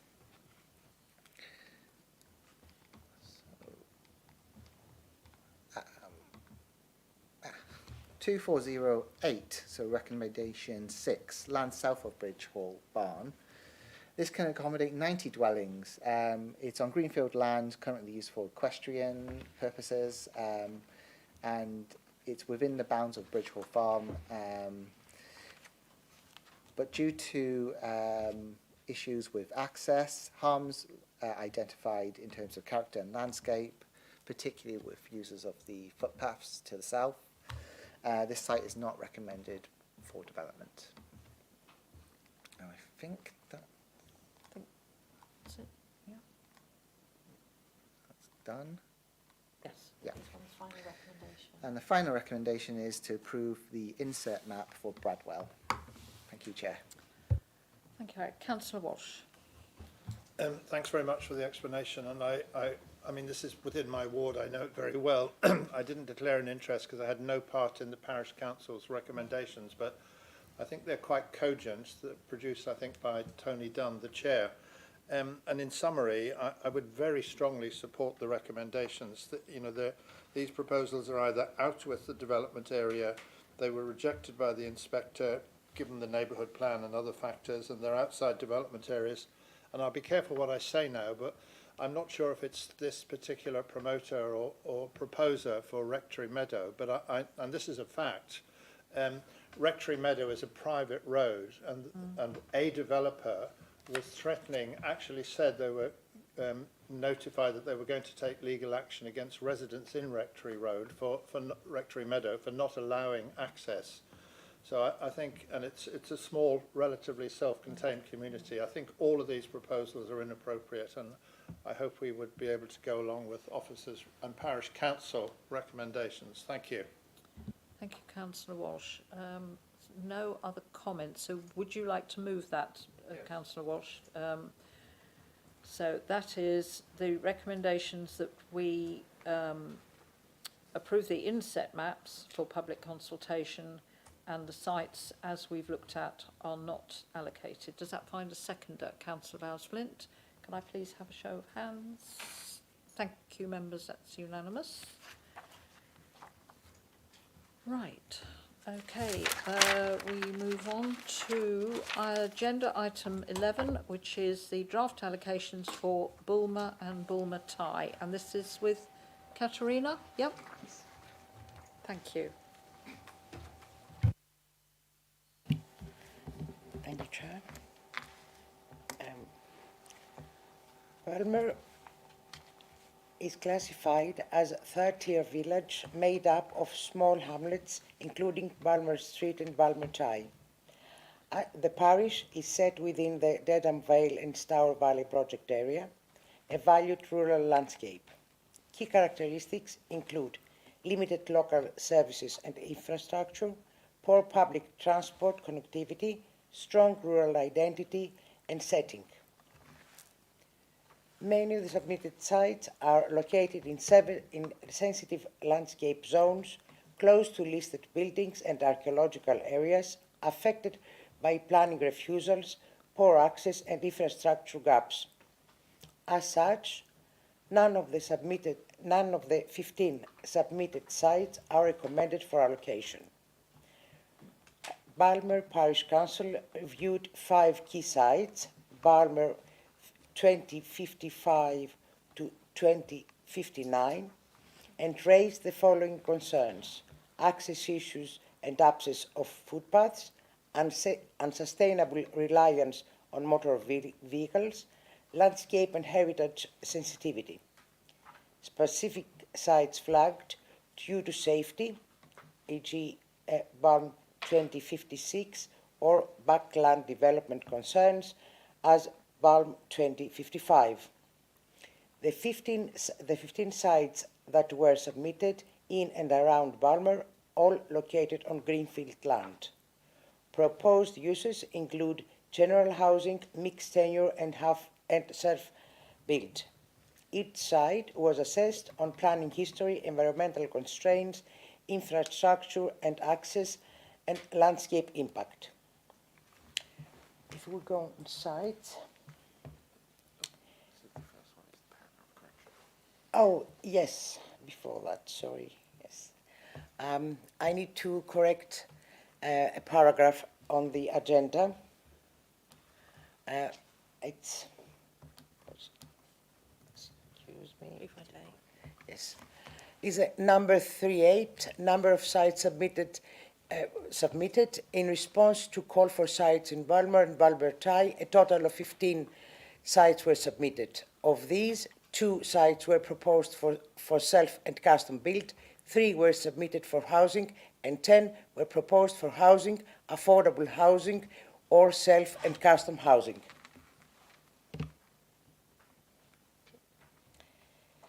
Now, if we can go to the sites.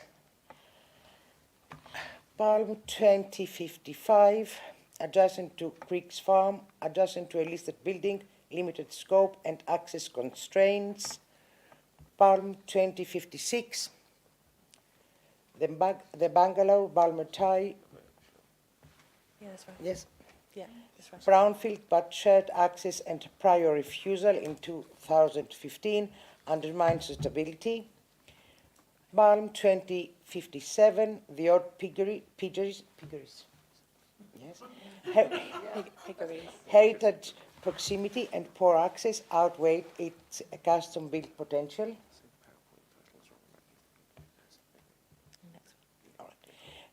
Balmer 2058. Oh, yes. We had the codes wrong. It's recommendation 3. Balmer 2057, land at the old piggeries, Hansthorpe Road, is not allocated for development. Yeah, you repeated the one before. Yeah. Yes, yep, okay, we'll correct that. Okay. Balmer 2058, west of Church Road, within conservation area, prior appeal dismissed, confirms its inappropriateness.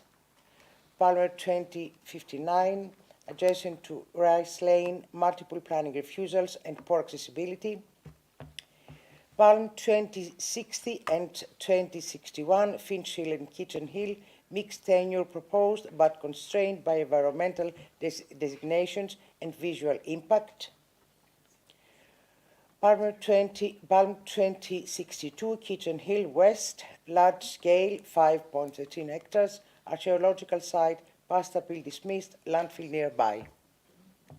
Balm 2063, Churton Sudbury Road access, heritage setting and landscape sensitivity outweighed access advantages.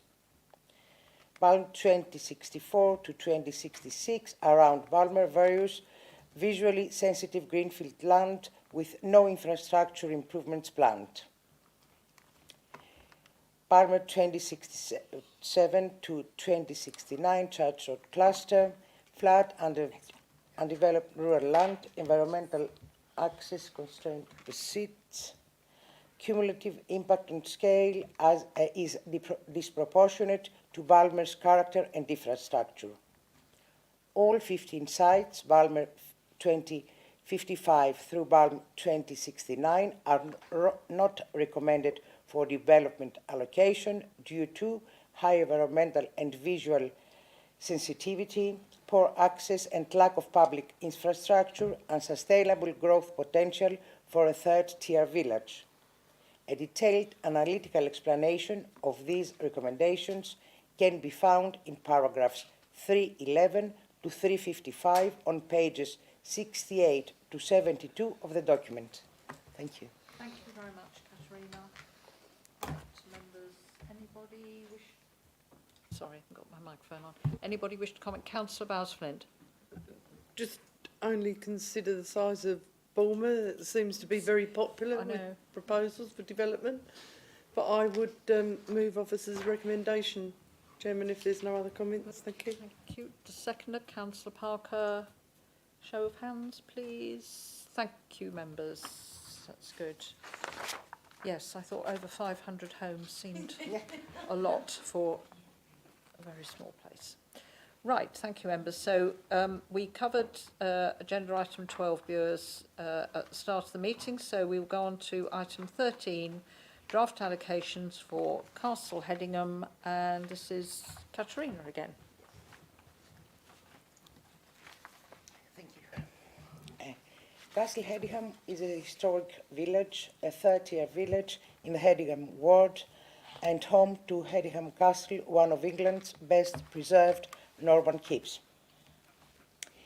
It is known for its rich heritage, including the Castle Hedingham itself, situated in a landscape-sensitive and heritage-sensitive area, limited infrastructure and road access in many areas, classified as a third-tier settlement, meaning limited capacity for growth. Castle Hedingham Parish Council emphasised the need to protect the heritage and landscape, highlighted concerns about infrastructure capacity, supported small-scale community-led affordable housing and identified only 2 sites, Cash 2076 and Cash 2078, as potentially acceptable if brought forward with care. The Parish Council also supports the Better Together community planning approach. A total of 8 sites were submitted, 3 residential, 1 employment, and 1 mixed use. All were assessed for suitability based on planning history, infrastructure, heritage, and environmental constraints. If you can go to the sites.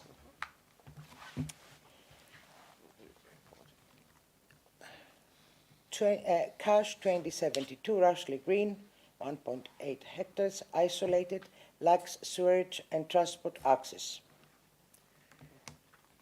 Cash 2073 Nunnery Street infill, suitable for 1 dwelling, so cannot be allocated, does not require allocation. Cash 2074 south of Sudbury Road, 7 hectares, promoted for 175 homes. The scale is disproportionate to the village high landscape impact. Cash 2075 Kirby Hall Road, heritage impact risk to, the size is 3.9 hectares. Heritage impact risk due to proximity to Hedingham Castle, narrow lane access. Cash 2076 Corn Valley Railway, employment use 5.24 hectares, brownfield elements noted, but flood zone setting and coordination issues reduce suitability.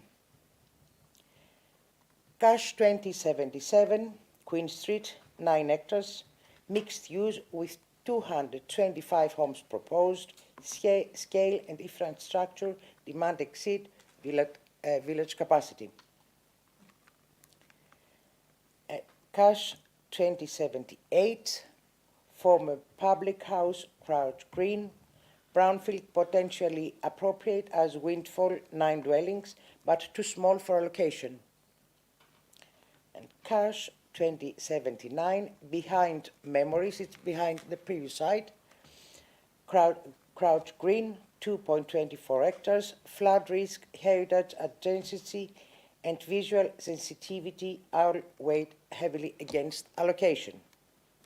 None of the 8 sites, Cash 2072 through Cash 2079, are recommended for allocation. Constraints include flood zones, heritage proximity, disproportionate scale, infrastructure limitations across all large sites. Castle Hedingham, historic value and environmental sensitivity make it unsuitable for large-scale growth. The site recommendations help ensure the protection of the national heritage. The development is proportionate to and context sensitive, and our local plan reflects sustainable and community-led principles. A detailed analytical explanation of these recommendations can be found in paragraphs 38 to 331 on pages 86 to 88 of the document. Thank you. Thank you, Katerina. Members, any comments?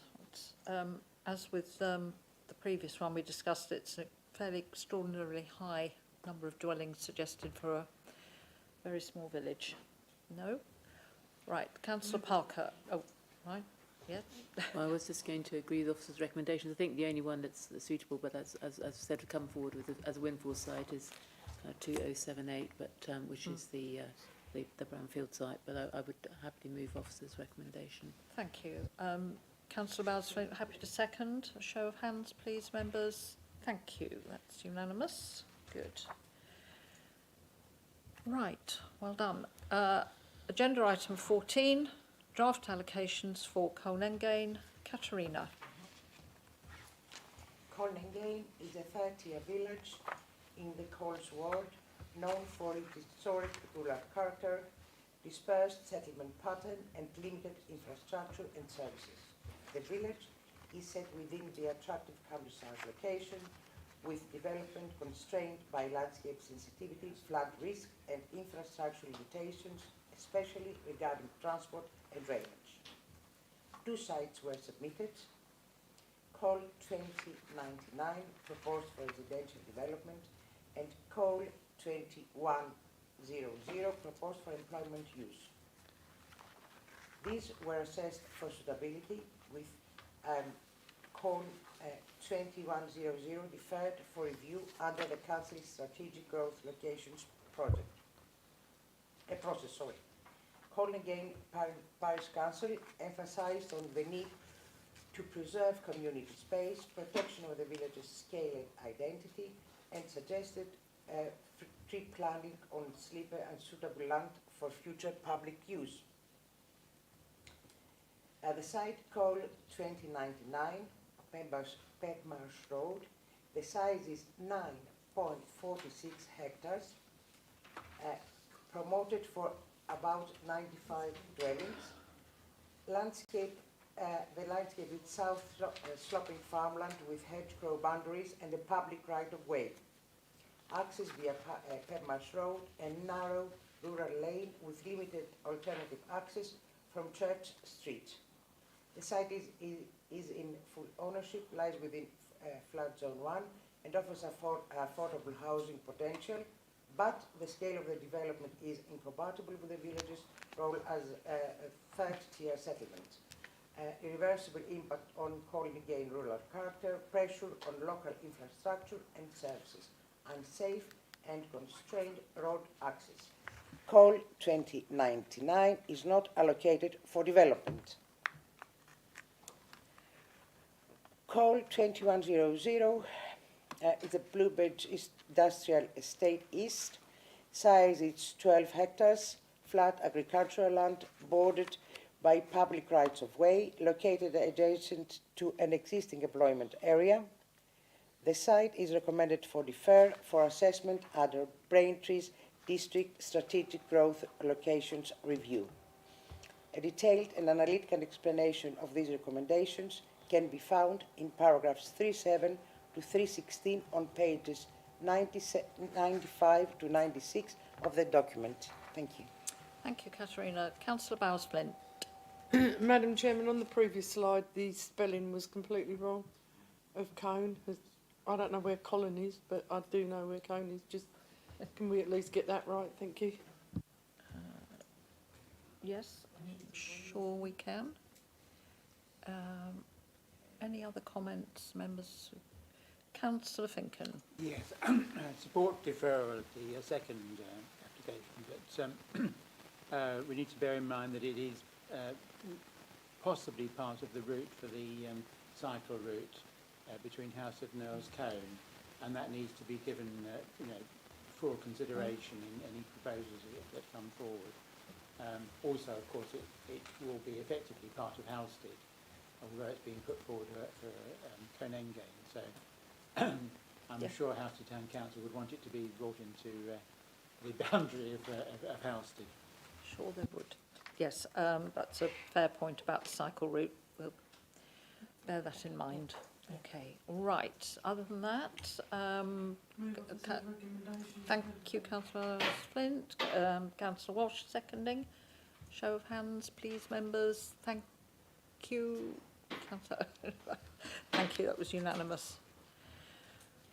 Right, we're nearly there, members. Agenda item 15. Draft allocations for Cressing. I think this is with Gary. Thank you, Madam Chair. So this is the list of strategic sites that we are excluding today.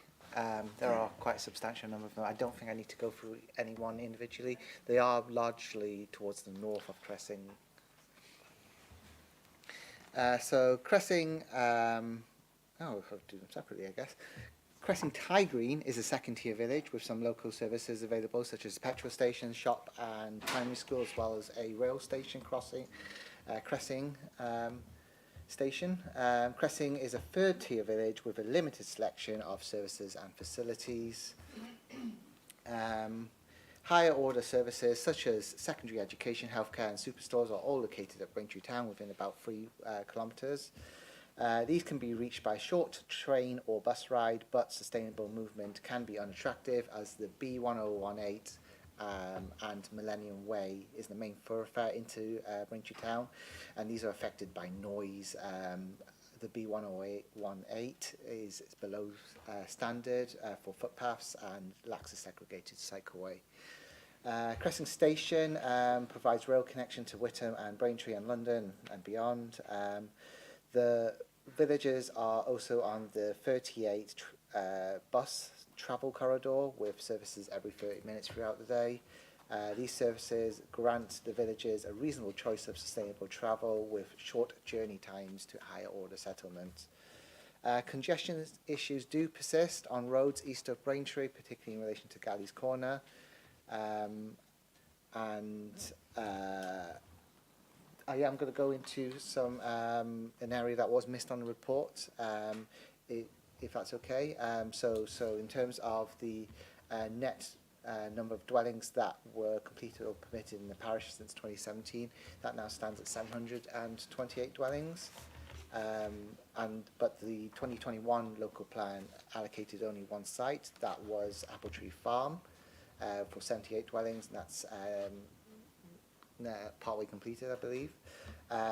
Another site was allocated after being permitted through the planning application process, and that was 225 dwellings, land adjacent to Braintree Road, which included the school. Expansion, I should say. Both sites are complete or under construction, and in addition to some additional sites under 10, a number of sites have since been permitted on appeal. These include 250 dwellings, land opposite Sandacres Long Green, 35 dwellings at land east of Braintree Road, and more recently 78 bungalows for land west of Mill Lane. Okay, onto the sites. Crest 2102 is land west of Mill Lane. This is the bungalow site. This is now approved on appeal, so this will be allocated as a specialist residential area, specialist housing. This next site is 2103, is Field Around Holmdene. This site wraps around a group of 3 residential buildings, including the farmhouse Holmdene, and it's east of Whittam Road. It's flat. It benefits from strong tree and hedge boundaries to the north and east, providing a level visual enclosure. It's physically and visually distinct from the from Apple Tree Farm and from Cresting Tie Green. It relates really poorly to existing developments in the parish, and is incongruous with the character of sparse linear development that can be witnessed on Whittam Road. This site is not recommended by officers for allocation. 2107 is land north of Polecat Road, Holders Farm. It's 133 dwellings. This is the first of a set of 3 adjacent sites. This one in particular is the western parcel, and it has issues with the landscape character assessment, which confirms that this forms part of the gap between Cresting Tie Green and Cressing Old Village. There are some heritage assets, but they're on the other side of the road. That's not the main issue. The main issue is lack of integration with Tie Green. There's some integration with Apple Tree Farm, and lack of and its heritage landscape impact. So officers do not recommend developing this site. 2114, this is the easternmost parcel. There is an error. This should be 2114, land north of Polecat Road East, 150 dwellings. and this is the easternmost. Yeah, and I think this one is 2118, land north of Polecat Road West. So the correct number is on the slides, and we'll correct the recommendations when we get onto them. So 2114 is it's adjacent to Cressing Conservation Area. There's hedge boundaries which contribute to landscape containment, but it is unsympathetic to the existing pattern of development in Cressing, and there are few services and facilities at Cressing, so officers do not recommend this site. Let's go to 2118. This one's in the middle. The middle parcel is promoted for 150 dwellings. It's equidistant between Cressing and Cressingtide Green. So without the recommendation for development in either of the parcels either side of it, this would be an isolated development. So officers do not recommend this site either. 2109 is Jeffrey's Farm. That's 90 dwellings, about 5 hectares. It's south of Cressing Rail Station, well, east, between Mill Lane and Beaufort Lane, set behind a farmstead on Mill Lane, and can be completed within 5 years. The main issue is that it envelops Jeffrey's Farmhouse, which is Grade 2 listed building with farmstead setting. It has a reasonable sustainability profile because it would basically mirror the land north of Beaufort Lane. But the main issue here and the main difference is that access would be required from Mill Lane, and Mill Lane is an unclassified and protected lane which is little more than a single carriageway without a footpath or street lights. No passing vehicles can be accommodated, so officers do not recommend this site for allocation. Crest 2112 is land off Braintree Road.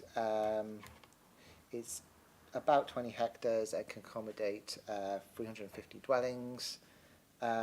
It's east of Braintree Road and is currently subject to a planning application. We're going to wait for the planning decision on this, which will be made in due course. So we consider that it's inappropriate to allocate this site at this time. This is Crest 2117. This is southwest of Mill Lane and can accommodate 200 dwellings within the 5 to 10 year time frame. I think that's in relation to the golf club. There is a lease that will have to expire first. However, the site is incongruous with Cressingtide Green as a nucleated development. It is divided in multiple parcels, which means that to integrate development on site, you would lose hedgerows or have BNG issues. Access to Mill Lane is also poor because Mill Lane is an unclassified road and a protected lane. So officers do not recommend this site. Oh no. Yeah, good squeeze. I just have to be closer. Crest 2104, this is recommended for a allocation of a sort. This is a small overgrown triangle plot located between the development boundary of Braintree and the A120. It's functionally part of Braintree, but it's in Cressing, sorry. It's got the blue, bit of blue. The site in question is the bit of the blue line on the left-hand side, if it's unclear.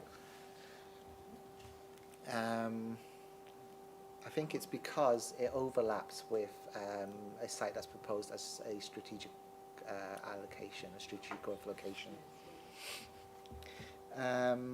So potential uses suggested by landowner is a reconfigured fuel station, a new electric forecourt, or a motorist hot food takeaway. Current use is a scrub, self-seeded vegetation. There are mature trees on the western boundary that could be impacted, but there's no heritage, ecological landscape or TPO designations identified. There is a noise issue. It's the A120 at that point is very noisy. It raises noise concerns, but for the proposed uses, it should be okay. But the development on the site could actually mitigate some of the noise by provision of acoustic fencing, depending on the layout and design. But there is potential impact on existing residential areas if landscape planting is removed. In terms of access, it would be accessed via an existing A120 slip, which currently serves the hotel, restaurant and service station. We think that third-party land may be required, and that there is no evidence of an access agreement. Secondary access from Plains Field via a residential car park is constrained and unsuitable for refuse vehicles and would result in tree loss, but it may be suitable for pedestrian and cycle access. The officers consider this as an infill opportunity on land with very few constraints except for noise. It would be a bit of a risk due to the access not being secured, but as a designation for transport-related development, should no development come forward, we think the risks are acceptable. It would support economic development, job creation, and would have potential for a transition for supporting transition to a low-carbon economy if the grid-served type development comes forward. So this site is recommended for allocation. Crest 2113 is land south of Millennium Way for 3.74 hectares. It's already allocated as a retail warehousing allocation. Planning permission was granted for the erection of a DIY warehouse about 10 years ago. Planning application for erection for a food store using the same access is still outstanding.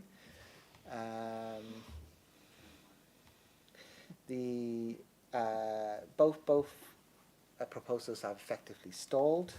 The call for site submission states that flexibility of uses is required. So the landowner wants permission for Class E retail, B2, B8 class employment uses, and associated other employment uses, Class SG petrol, restaurant, showroom, car showroom and repair.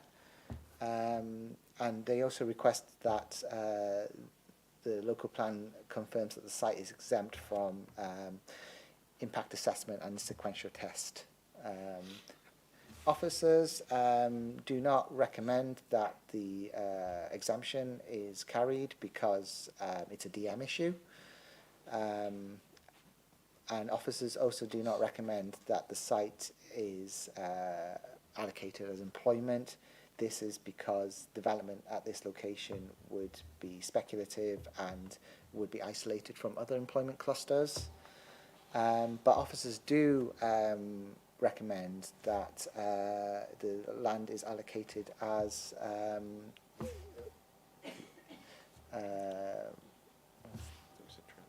transport-related development, because that would allow uses similar to that north of Millennium Way, which include a fast food drive, garages and other transport-related uses. And there's little functional difference between north and south of Millennium Way, so it's considered a suitable location for that recommendation. Finally, Crest 2116 is Shardlow's workshop. It's 0.3 hectares. This is a rural employment location seeking a small-scale expansion. It's located adjacent to Shardlow's Lane to the east of Cressing and includes the development of additional workshops, showrooms, offices, parking areas, and other associated facilities. An application was permitted 5 years ago, which appears to be implemented. The access already exists and will be reused. The extension will be on Greenfield. It's generally a flat site with limited ecological and heritage constraints. It's open in character, but lacks logical or visual containment. It's basically an arable field. So landscaping would eventually mitigate some harm by softening longer views, but it may require more land to logically link with the existing woodland areas, which is to the east. Officers do recommend allocating site to support rural employment, and the proposed expansion will help continue growth of a local business. And the final recommendation is that the inset map for Cressing is approved for public consultation, Chair. Thank you. Thank you, Gary. Right, members. Councillor Abbott. Thank you, Madam Chair. Well, when they did the map for Cressing, I think they're in danger of running out of red ink. You know, it is ridiculous. I know any landowners and developers can put in sites, but it's easier to spot the land which does not have red ink on it than the land that does. The comments of the parish council, I'll just read a couple of them. There's been much development in Cressing that falls outside the neighbourhood plan, which calls into question the value both in time and money spent in that process. You know, villages are encouraged to produce neighbourhood plans, which are then, in the case of Cressing, roundly ignored by planning inspectors. Gary read out the numbers, knocking on for 800 houses, doubling the size of the population of the parish, and that's within just a decade. And there's more houses being built, and there's more applications coming in. And I mean, the recent one, the appeal decision, the inspector agreed that the council had a 5-year supply, marginally, but agreed had a 5-year supply, and still granted permission for an unallocated site. So you wonder what you have to do. So in terms of services, which is something the officers have been reading out, there are some services, but there's no GP, there's limited shopping, there's no secondary school, and in particular, which is the issue I'm going to come on to, there's ever-growing volumes of traffic. The B1018 is one of the busiest roads now, non-A roads in the district. And Essex County Council has repeatedly ignored and failed to take any notice of local requests for a pedestrian crossing of the B1018. That included when the Horbush Green development went ahead, which means that children who want to go to the local primary school, of which there is one, have to cross the road in undesignated locations. They even missed the opportunity during the appeal process for the 250 houses to link up the footways to Ty Green, so that you could walk, supposed to be sustainable travel these days, from Ty Green into Braintree. And the gap remains. In fact, I was watching someone as I came here tonight trying to cross there, a young lady. So I would say, as one of the two district councillors for Cressing, we have been repeatedly let down by the planning process, and we've been repeatedly let down by the Highway Authority. And interestingly, Cressing Ty Green does not have a green wedge. Now, I don't know why officers, I requested this through the last local plan process. I don't know why this has been resisted. Pretty much every other settlement which is adjacent to a main town has a green buffer. That's the old technology. Yeah. A green buffer. It's getting late. I'm struggling to keep awake. So I'm going to propose tonight that officers look into Cressing Ty Green having a green buffer. Now, in terms of the specific sites, the small transport-related one, I hate the term overgrown. I mean, one person's overgrown is another person's shrubs with birds nesting in them. But I'm willing to support that on the basis of where it is. But the other one I object to extremely strongly. The big one that has got the DIY store on it, the idea that we want to double the size of Cholesterol Corner, as it is locally known, in terms of another load of fast food restaurants and car sales places. I mean, it is as big as Cholesterol Corner. It's ridiculous. I mean, has anyone here, I'm sure you have, stood on a weekday evening or peak time near that roundabout, the garden centre roundabout, or Gully's Corner, and seen the level of traffic congestion? It is absolutely ridiculous, the idea that we would increase that traffic pressure in that area. So my suggestion is we just leave that designation as it is. And if they can come forward with a proposal for which they've got planning, fine. But we certainly do not want to be doubling the size of all of that development there and making that situation far worse. Also, that site actually has very high ecological value. I know it's now got a planning permission on it, but its mixture of hedges, mature trees and scrub and open grassland is absolutely fantastic for lots of wildlife. It's also got quite a difficult access. If you go along Millennium Way, it drops down a long way there. I don't know quite how they propose to get a proper access in. And of course, all the traffic that would come out of there would have to go towards the retail park. It can't go the other way. So you're going to have even more traffic on that roundabout as well. So Shardlows, I'm sort of in two minds. I agree with having Shardlows designated as an employment site. It's a bit like the other one we discussed at Notley, whether we then also add an extension to it. It's like two different things. But that's what I'd like to propose, is that we accept the officer recommendations, except that we do not have a specific allocation of transport use for that large area where the DIY store is going, and that also officers look into developing plans for a green wedge to protect Tye Green and Cressing from complete coalescence with Braintree. Green buffer, yes. Thanks, Councillor Abbott. So, okay, I'll just ask officers for a comment on the green buffer thing. And you are saying that 2113 we leave as is, no extension. Okay, right. Officers, would you like to come back on some of that, please? Just touch on the green wedge. Part of the evidence base of the local plan, we have commissioned a settlement fringes assessment for all of the town's key service villages. That would provide us with sufficient evidence to identify a green wedge in this location if it concludes that there is an appropriate location for that to take place, which I'm probably sure it most likely will do.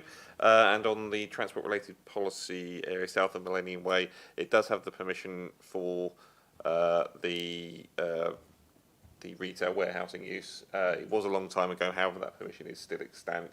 I think they made a technical commencement on it, so so I'm quite happy for that to stay as a retail allocation if that's what members wanted to do. Okay. Right, thank you, Alan. Any other comments on that, Councillor Bowes-Flint? Oh, it's hard sitting here being quiet about Cressing. Support absolutely everything that Councillor Abbott has said. For somebody who has lived in the same house in that village for 69 years, 6 months, it's not a village that I recognise anymore, and it's been ruined by planning inspectors, if I'm perfectly honest with you. But we all have to accept that we move forward and modernisation, etc. But the one thing, above all of these applications that have been allowed on appeal, the one thing that has not altered and nobody has done anything about is the roads and the traffic. And that is horrendous. I feel at weekends we're like prisoners in our own home because you can't go out because you can't get out. And what Councillor Abbott is saying about the traffic on up Millennium and round by the garden centre, that used to be at peak times. That's now all day long. And one of the biggest reasons is because more and more people frequent fast food outlets, and that road is not meant for traffic that uses it, because you've got more fast food outlets up there that people want to access all day long, and they literally, you get 10 cars in that road, there's a blockage. So that blocks back to that roundabout, and then that blocks back up all of the ways off of that roundabout. It's horrendous. People think it is everybody's trying to get to Galley's Corner, but they're not. A lot of them are just trying to come down either from the town or from the A120 to get in to the fast food outlets. So there's a lot to be... I mean, I never understood the original planning permission for that it was transport related. So to me, transport related is cars, vans, whatever, but it's not humongous fast food outlets. I really never got that, but by the by, it's history now.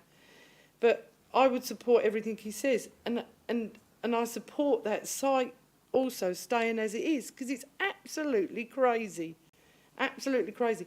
And he's right with Mr. Big Trick there, with the site that's now, well, people who use the 1018 will know that no longer do you have to go round Clay Pits Corner, which is an addition. It's better. However, for people on foot, and there are a lot of people who walk from Crescent now into Braintree, they come to a dead end.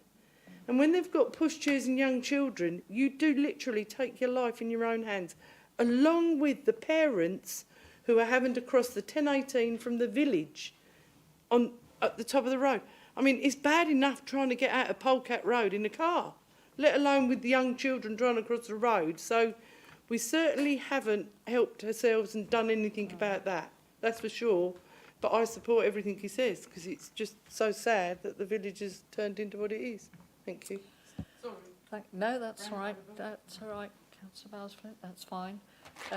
I would just say that recommendation 1, which is the application which was refused by us and then approved on appeal only, I think, a couple of weeks ago. I read through it very carefully, and I don't mind saying this, it was a really poor decision by an inspector. He actually agreed with many of the points made by this authority and acknowledged we had a 5-year supply and still allowed it. I really defied belief. But anyway, there we go. All right, so members, we have the recommendations which are to approve the inset maps, approve the officers' recommendations not to allocate, recommendations down to number 9, down to number 8, sorry. But the only change, I think, is to recommendation 10, which is not to extend that area. And, sorry, Sarah, yes? Yes, sorry, Chair. So just recommendation 4 had the incorrect reference number. Yes, so, yeah, it's yeah. 2118. Okay. And yes, it was for 10, it was to retain as existing Yes. the existing retail yes. allocation. Right. Yeah, that's... Madam Chair, sorry, Yeah. I've got some of these scribbled notes here, and I don't want to detain anyone any longer. When I looked at the maps at home on the computer, there was another site which is, I think, got permission, the 35, I think, and I couldn't see it on the maps. Has it? I might have got that wrong, but had to do this lot.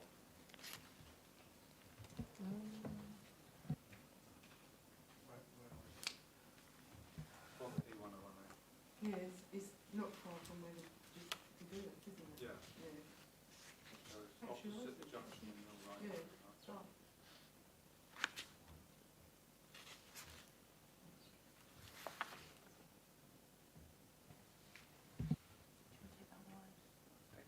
We'll take that one away, Councillor Abbott. Apologies. Okay. Well, I think officers have made the note about the green wedge buffer. Yeah, okay. Right. Could I have somebody to move all of that, please? Councillor Abbott and the seconder, Councillor... Can I just Councillor clarify, sorry, which recommendations are we covering now? Is it just a 1 to 8? Well, I think all of them. Are we making... Oh, sorry, Madam Chair. Well, I was going to do all of them with the various amendments that we've mentioned. What do you... So just so that I'm clear, so on the transport, that recommendation, 10? I think, am I thinking of 9? Is that?